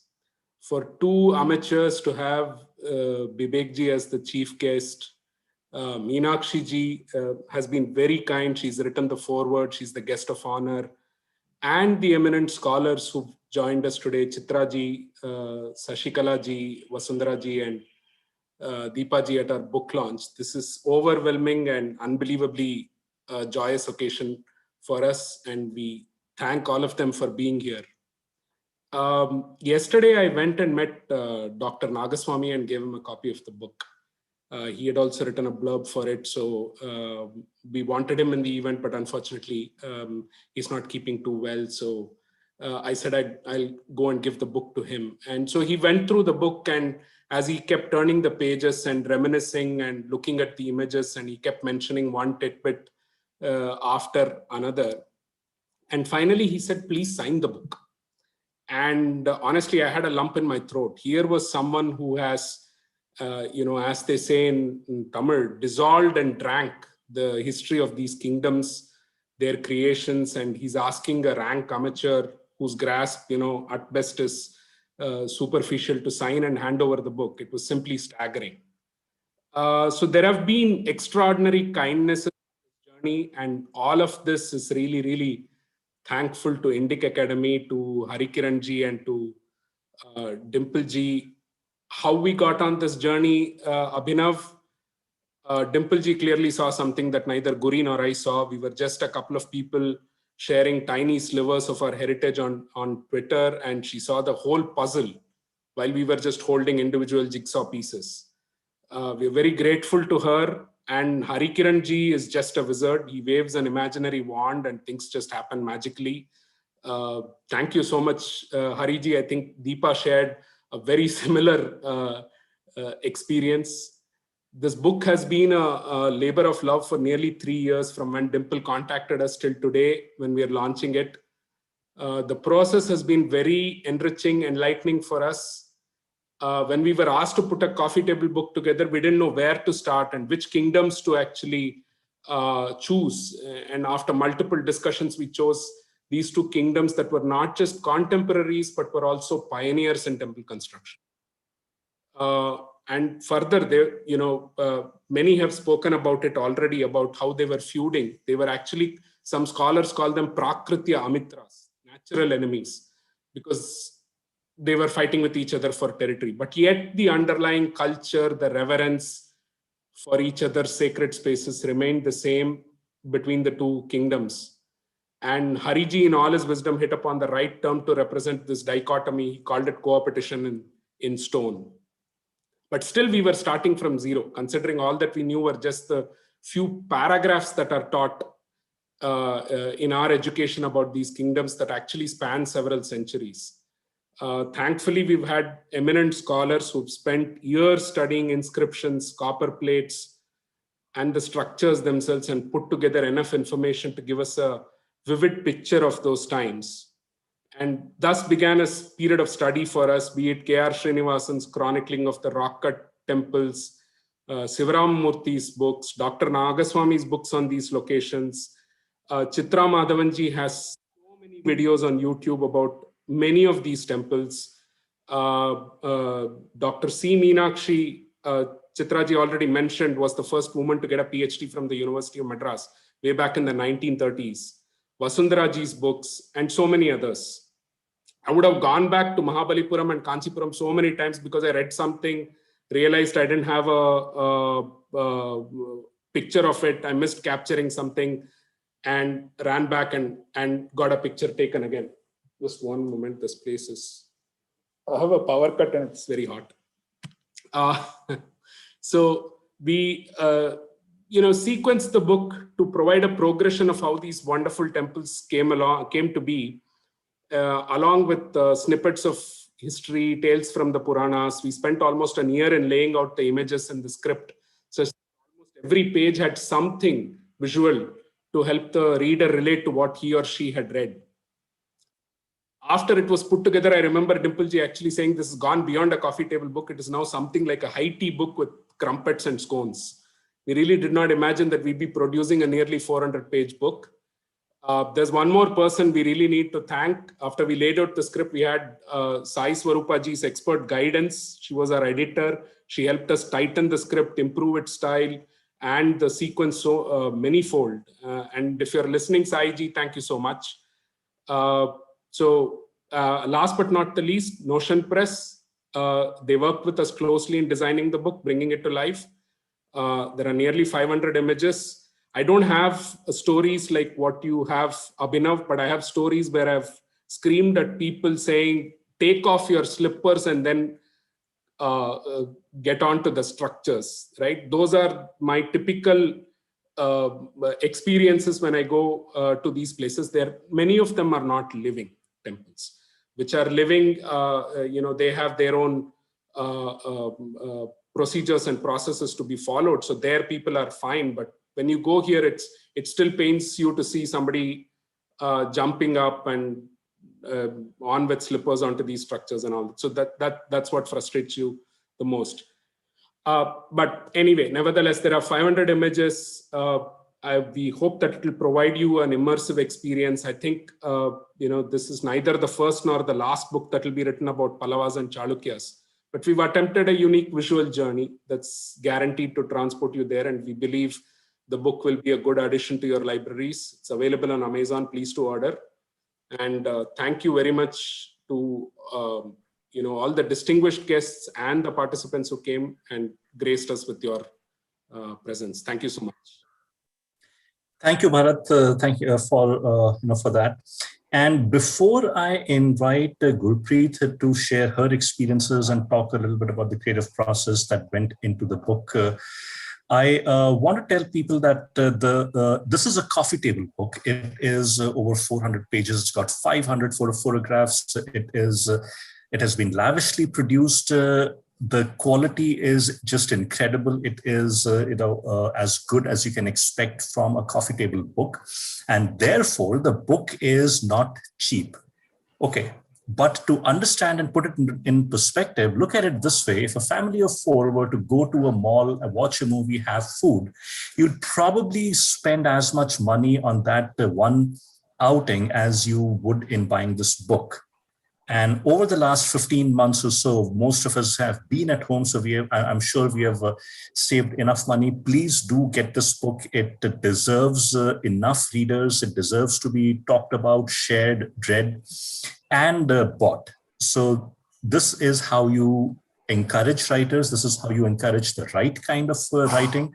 So please do go ahead and buy a copy of the book, and do leave your review on Amazon, on Flipkart, on Goodreads, wherever you want to, because this reader reviews help other people make up their minds about books.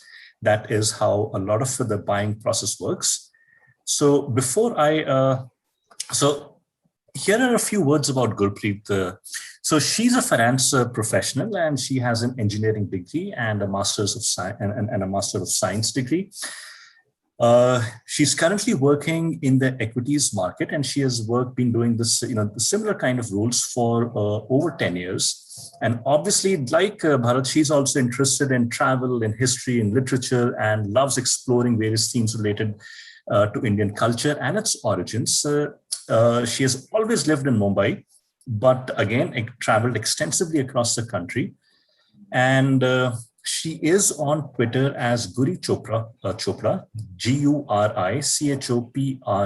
And Gurpreet, please do tell us about the creative inspiration for this book, the collaboration with Bharat, and any interesting anecdotes that stand out.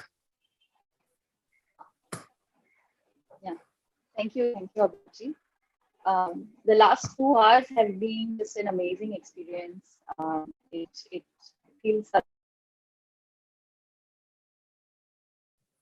I think we are experiencing some. We can't see you. Bandwidth issues at Gurpreet's end. Let's just give her a few more seconds, and hopefully it will improve. Abhinav, I'm back. Gurpreet, your voice is breaking up and your video has cut out some. I suspect your internet speed is not great right now. Yes.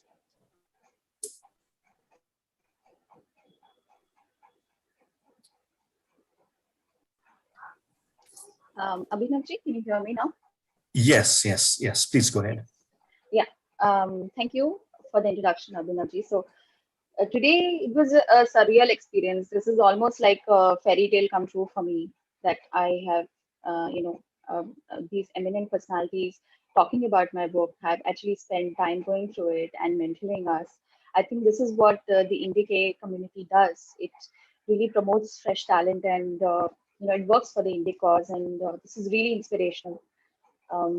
I feel really happy being here today. And as Bharat said, that we are two STEM graduates, we are amateurs, and what really motivated us was, the curiosity that we had regarding our temple spaces, our temple heritage. And in order to learn more about it, we started visiting them and studying about the temple architecture, trying to make sense of the iconography. And we started sharing those on Twitter and our other social media accounts. And that is where we were spotted by Dimple Call. And Dimple, as she is able to look at a person and really look at the latent possibilities in the person, which we were not aware that we could, work in this direction. And we never had the idea of writing a book on our minds. So really big thanks to Dimple Call for, curating us as authors, for motivating us, and pushing us in a direction where we could believe in ourselves and deliver the final product that she had in mind for us. Hari Kiran Vadlamani ji, again, like everybody has been mentioning, is an immense support to anybody who comes with an intent to learn and contribute to our civilization.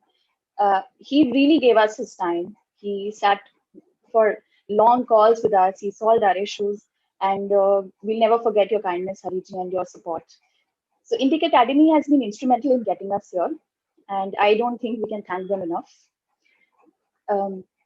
Finally, I would like to say that this is, something that today it is like a epoch-making event in my life, and I just want to be thankful to all of these people here who have spared time, and everything that they have spoken about today is, again, it makes me feel like I have not written much about, the temples in the book, and there are so many themes for those same temples that can still be investigated. Thank you so much for sparing time for us. I'd like to share, Abhinav, now about, probably the questions that arose in my mind. Why did I get pulled towards studying about temples? I had always been curious about what was the role of, the Hindu temple in our society from a cultural viewpoint or from a civilization viewpoint. The normal reaction when you look at a temple is it looks beautiful. But then what about that? Like when you visit these temples, you see that, these are the pinnacle of arts. The architecture amazes you, stuns you. The aesthetics are out of, they will blow your mind. But then one wonders, from where does that thought process or that worldview come in, which, leads to the creation of these kind of inimitable consecrated spaces. And that is when we started, I started delving more into this, trying to visit more and more temples. And now, after researching for this book, I now realize that a temple is a very important space. It's not just an aesthetic place where you experience rasa. It is actually a consecrated space where a devotee can go and interact with the consecrated deity in the Garbhagriha. At the same time, it becomes an ecosystem by its own. It has an important role to play in the society. And when we studied about these temples of the Chalukyas and Pallavas, we realized that they were like the nucleus of society. They were, those places which promoted arts, architecture, sculpture, and all the multi-varied expressions of bhakti. So when one looks at a temple, one has to understand that it's being built as on the basis of the Agama Shastras, and that it's actually like a physical manifestation of the cosmos, that has been now represented in a particular manner. And therefore, we see that inimitable aesthetics of the Hindu temple architecture, which we do not see anywhere across in the world. So this is that contextual interpretation that was absent initially, and which I feel lucky to have even got a glimpse of, and I'm sure I have a long way to go.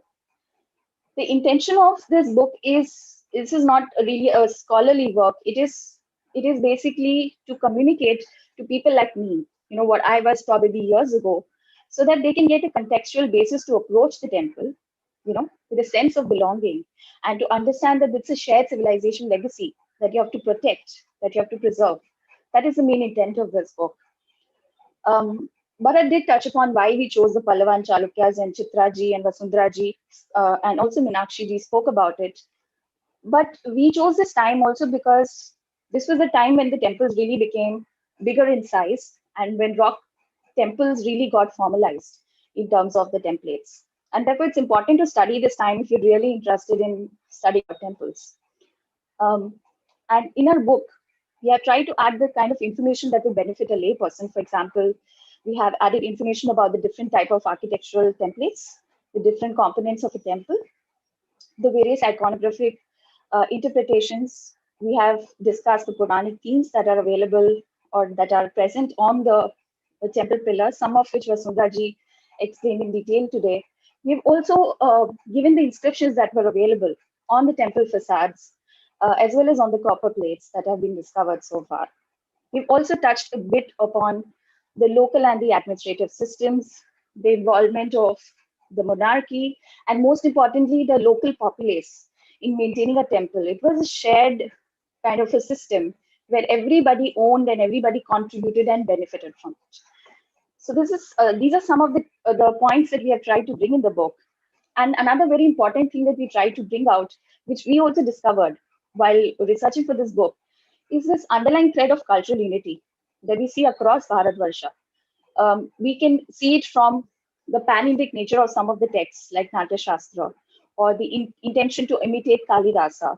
We can also see that, no matter what the political differences are, ultimately when you even attack an enemy kingdom, there is a sense of reverence that you have for the other kingdom's consecrated spaces.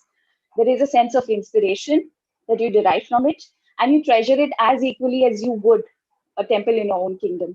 So it is completely different from a fragmented sort of a country that we would, specifically read in our textbooks. And these are some of the very important takeaways that we hope that, people will be able to derive. So I honestly hope and pray that, whoever gets this book will want to explore this, not just the Pallava and Chalukya temple sites, but our legacy, our shared legacy, and it holds tremendous lessons for us even today. So thank you so much.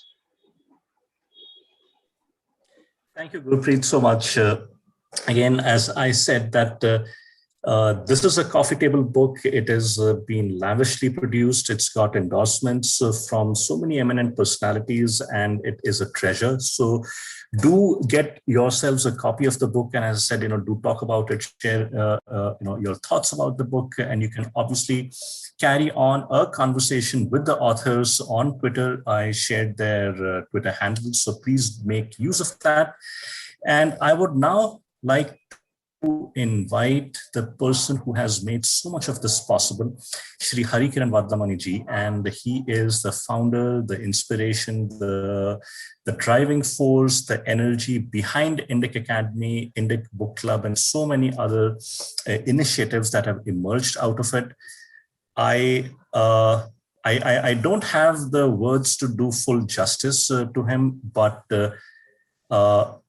in my association over the last, I think 6 years now, coming close to 6 years now, I have given him more than enough reason to get annoyed, frustrated, irritated with me.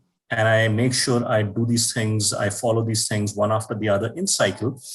And his patience and his perseverance are something that are an inspiration, something to learn from. Obviously, I won't, but for others, I request that they do learn from his sense of patience, his vision, his commitment. So, Hariji, please share a few words. Thank you for those kind words.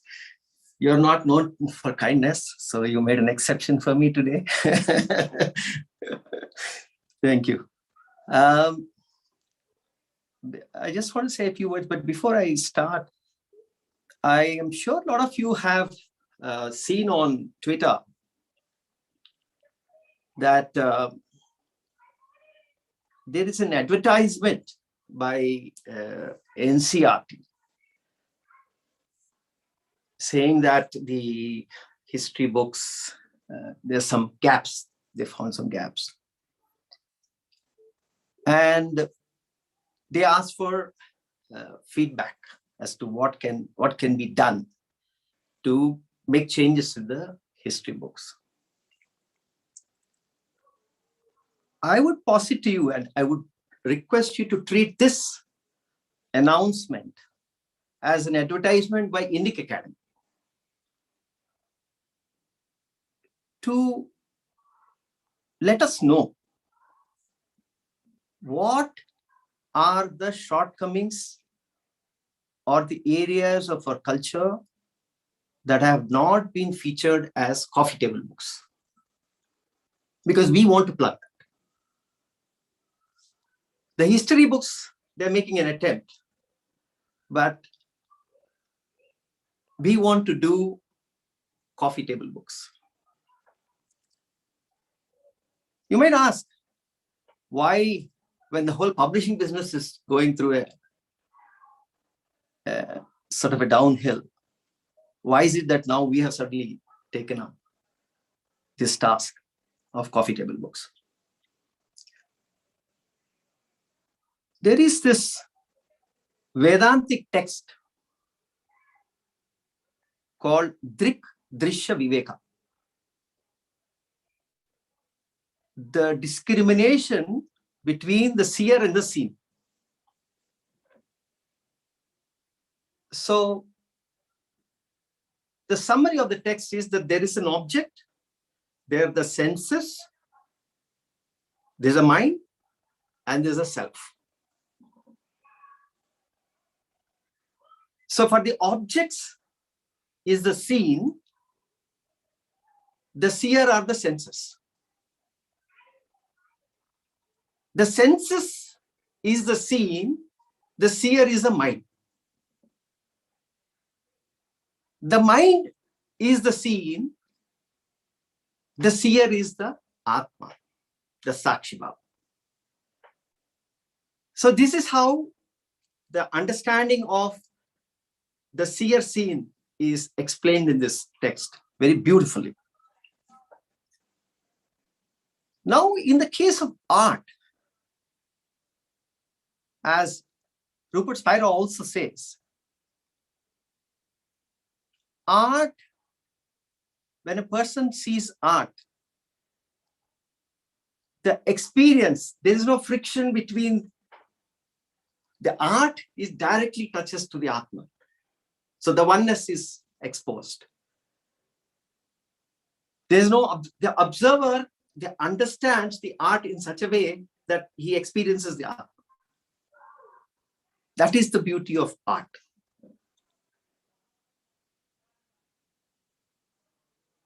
Our culture is designed to be experienced as art. Please think about this. Our culture is designed to be experienced as art. Ours is an experiential culture. And today, if you go to Amazon and Google the coffee table books on our culture, the answer will expose to you. The same, the Marxist historians will visually be represented even here also. So in order for us to experience our culture, we need to, this visual, vibrant culture, we need to capture it. And it has to be captured by people who have Shraddha and who are immersed in this culture, which is what Gurpreet and Bharat are. They belong to this civilization. And they have captured this beautiful book. And I'm immensely proud, actually, when I hold this book. This is our first initiative And I'm immensely proud to have worked with them. I'm grateful to Bhagwan for and to them for giving us this opportunity to capture. Because this is a journey that we have set out to. It's a very important journey. We have a vertical called Indica Pictures, where we are trying to feature filmmakers and photographers who will portray our heritage, showcase it to the global audiences, who will capture our, but who are rooted. We have just launched a photography grant. And our idea is that once the selections come in, that will turn into a number of coffee table books. Last year, we had sponsored a heritage rally. Hoysala Temple's Jay Jina, who is in the audience, his book is coming out. Rukmini Vijay Kumar's book, where she does a tour of all the temples in the south on the Shivaratri, during the Shivaratri week, that is coming in as a journey. During the Ganesh Utsav, we are trying to sponsor the children, the underprivileged children, give them the cameras to capture all the Ganesh Pandits in Hyderabad and Mumbai. So it is very important that if we want to experience our culture, we need to translate it into a visual documentation. I would urge all the scholars to think about this, how to convert their scholarly books into coffee table books.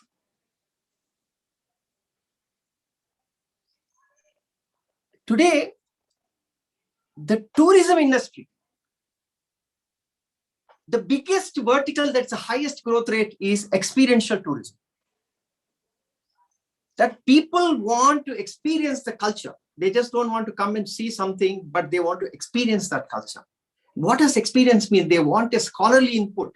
They want to see the food. Every aspect of it, they want an intellectual layer. This intellectual layer is what this book provides. Today, if anybody does a tour, the kind of thinking that will experience, they will get the experience is of a different nature. We have done a conference on yatras.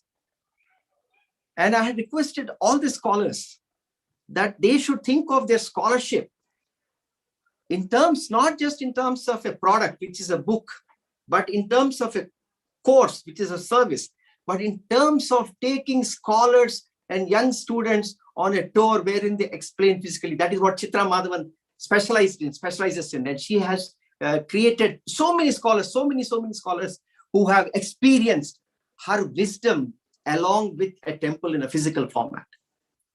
We need more to create more Chitra Madhavans who will venture out into experience teaching.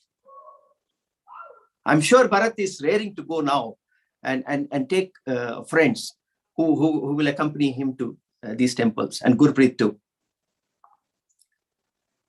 So this is the reason why we believe that as a first step, this amalgamation of photographs, visual, and the writing as a first step has to start. This is the importance of coffee table books. From here, a documentary, from here to an actual experience. This is the stage.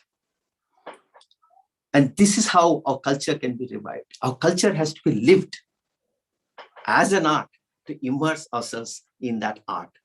It gives many opportunities throughout the year. And if we take these opportunities and convert them into this experience and into this art form, you will be in a transformative space. I would like to thank Sai Swarupa for editing this book. I would also like to thank all the people we reached out and asked them, please endorse this book. Everybody were very appreciative of this initiative. Vijay Kumar from Singapore, Sanjeev Sanyal, Bibek ji, Chitra ji, Shashikant ji, Meenakshi ji, so many of them, They have really responded. And I was really amazed at the spontaneity with which they responded. And I'm really grateful to all of them for this. Finally, I would really like to thank Dimple for what she has done. This is Drishti. This is Drishti. You're on Twitter. You're seeing all these things. You're seeing this, and then you make a connection. This is a very special gift. This is how they have created this unsung whaler from Sai Sopai. It is also a Drishti. It just came out that we were seeing what Sai has done about Kurukshetra war and the kind of calculation that she did. And the next, lo and behold, there was an idea that was generated that we will, and today it's a bestseller and is going to be made into a movie too.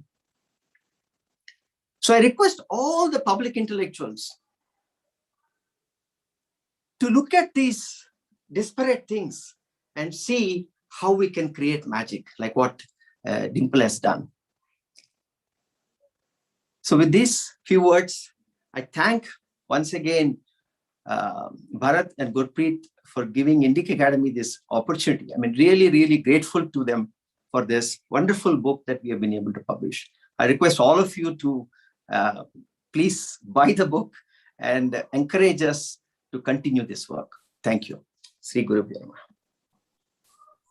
Thank you, Hariji, for your words of inspiration and for the vision that you have outlined. And over the last several years, 6 years at least, you've been working tirelessly with everyone to bring different parts of that vision to fruition and reality. And obviously to Dimple for her, literally, I would say, infinite energy and enthusiasm, and her ability to follow up with people, to chase them, to bring out the best that they can, that they have, that she sees the potential in. So thank you again, Dimple, for all your work. And I would like to also now, as we come to the conclusion of this book launch event, I would like to once again thank everyone who agreed and graced this occasion today, that shared their words of wisdom, their experiences. Abhinav, can we just request Dimple also to say a few words? Absolutely. So, Dimple, please say a few words. Dimple, please. This is few words. I just said few words. We can't just go out of the planned schedule for the evening, but I appreciate this gesture, Hariji. Thank you so very much. Namaste, everyone, all the panelists who are still here with us and the attendees who are there. Thank you so very much for showing up, because that means a lot and it gives impetus to us to do more. Abhinav keeps using last but not the least. I will try and take the least amount of time. So Abhinav, you have to tell me if I'm overstepping. So this book, I am super delighted with it, obviously, because I've worked on it, but no, not that. I'm delighted with this book because it took 3 years in the making. And I shouldn't have been here when this book is launched. It should have happened last year or maybe a year ago, or before that, but this book kept calling to me. I spotted Bharat and Gurpreet on Twitter. They have said it. I saw them share various threads, go to temple, brilliant photography. And I was like, these are two STEM professionals who are definitely passionate and unabashed about their devotion in the Supreme. They're going to all these places and they are tweeting these, and they're talking about go to temple, walk to temple. So it's not just, oh, I am a great photographer and look at the angle and how I've captured the sunlight and all. No, it's about walk to temple. So they are completely immersed in that whole experience. जो ये capture कर रहे हैं, वो श्रद्धा और भक्ति भाव से कर रहे हैं. And then intelligent people, the both of them are. When I DM'd them, I haven't met them yet, by the way. We have never met in person, and I think we've just seen each other's faces a few times, that's all. So I am so honored and grateful to the both of them that a random stranger DMs them and tells them that, hey, do you think we could just have a compilation of your pictures and all? And I approached both of them individually first, and when they agreed, then I kind of said, okay, now the two of you, I'm looking at you as a team. And then I tell them gradually, so once they are in, I'm like, okay, but coffee table book generally has a picture and some text, but it's such a beautiful picture. This text, the picture will be so captivating because that's what you are excelling at. that the readers will definitely look at the text. Can we make the text more engaging for them? And can we ensure, do you have it in you to research, and instead of saying, oh, this is the temple and there is this, would you like to actually understand what it is? There are books galore, references galore, scholars have written so much on it.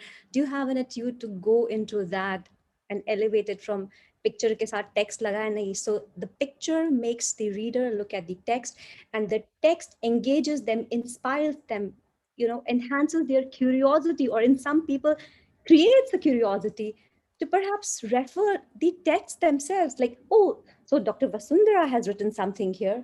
Can I go look at her work? And then we look at the amount of work she's done. Oh, Meenakshi Ji's foreword is there. Some people might not know Meenakshi Ji, and that's their misfortune. Let me be very, and I'm biased towards her, of course, she knows.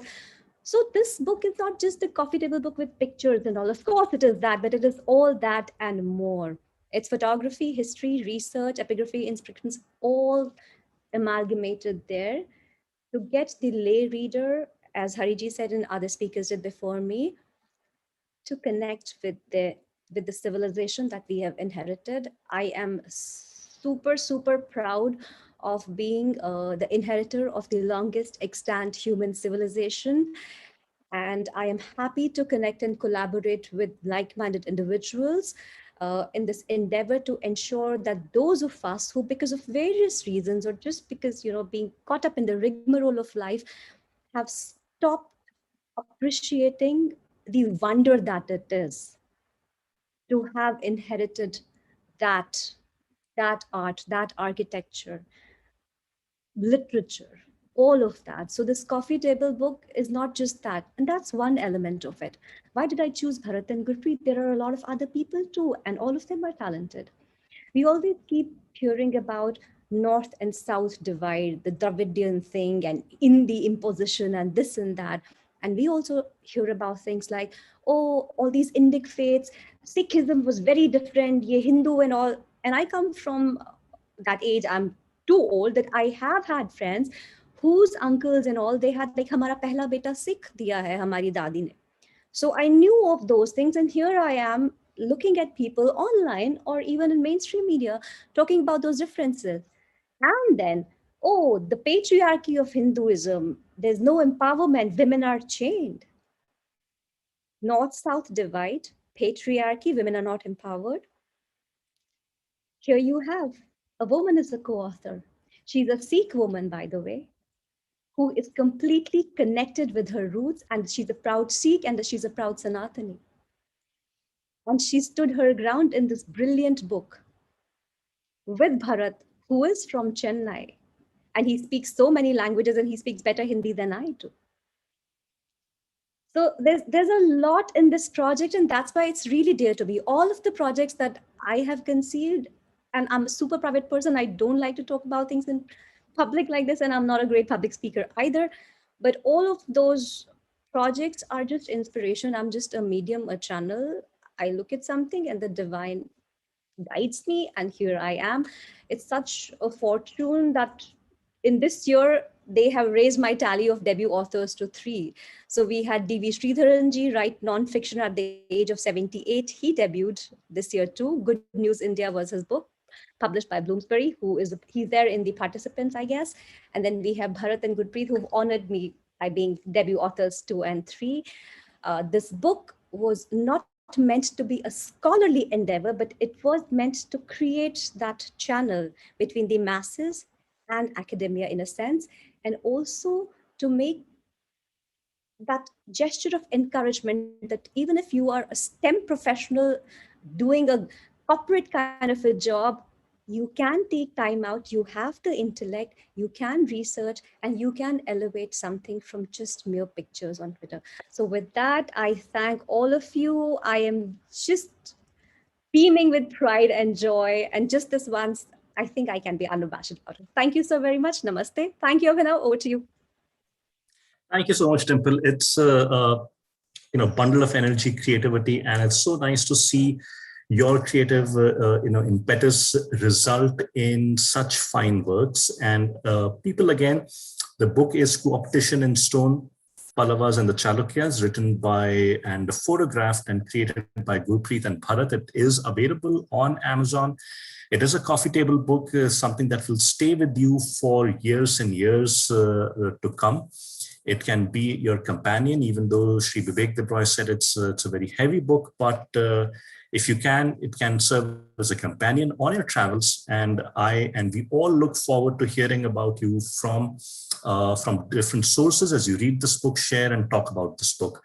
Before we close, I would like to propose a vote of thanks to our honored guests today, starting with Shri Bibek Debroy, Meenakshi Jain ji, Shashikala ji, Chitra Madhavan ji, Vasundhara ji, Deepa ji, who took the time to come and talk and share their thoughts about not only the book, but on topics connected with the book and essentially give us a glimpse, a small peek into the entire universe of our culture, our history, our heritage that lies before us. And I would have asked questions, but as one of the participants said, I feel completely ineligible to even know what questions to ask. So one step to this journey begins with the book. Thank you everyone for coming to this book launch event. On behalf of Indic Academy, on behalf of Indic Book Club, I thank all of you. We will put this video up on YouTube, and the book, as I said again, is available on Amazon and elsewhere. Namaskar and thank you.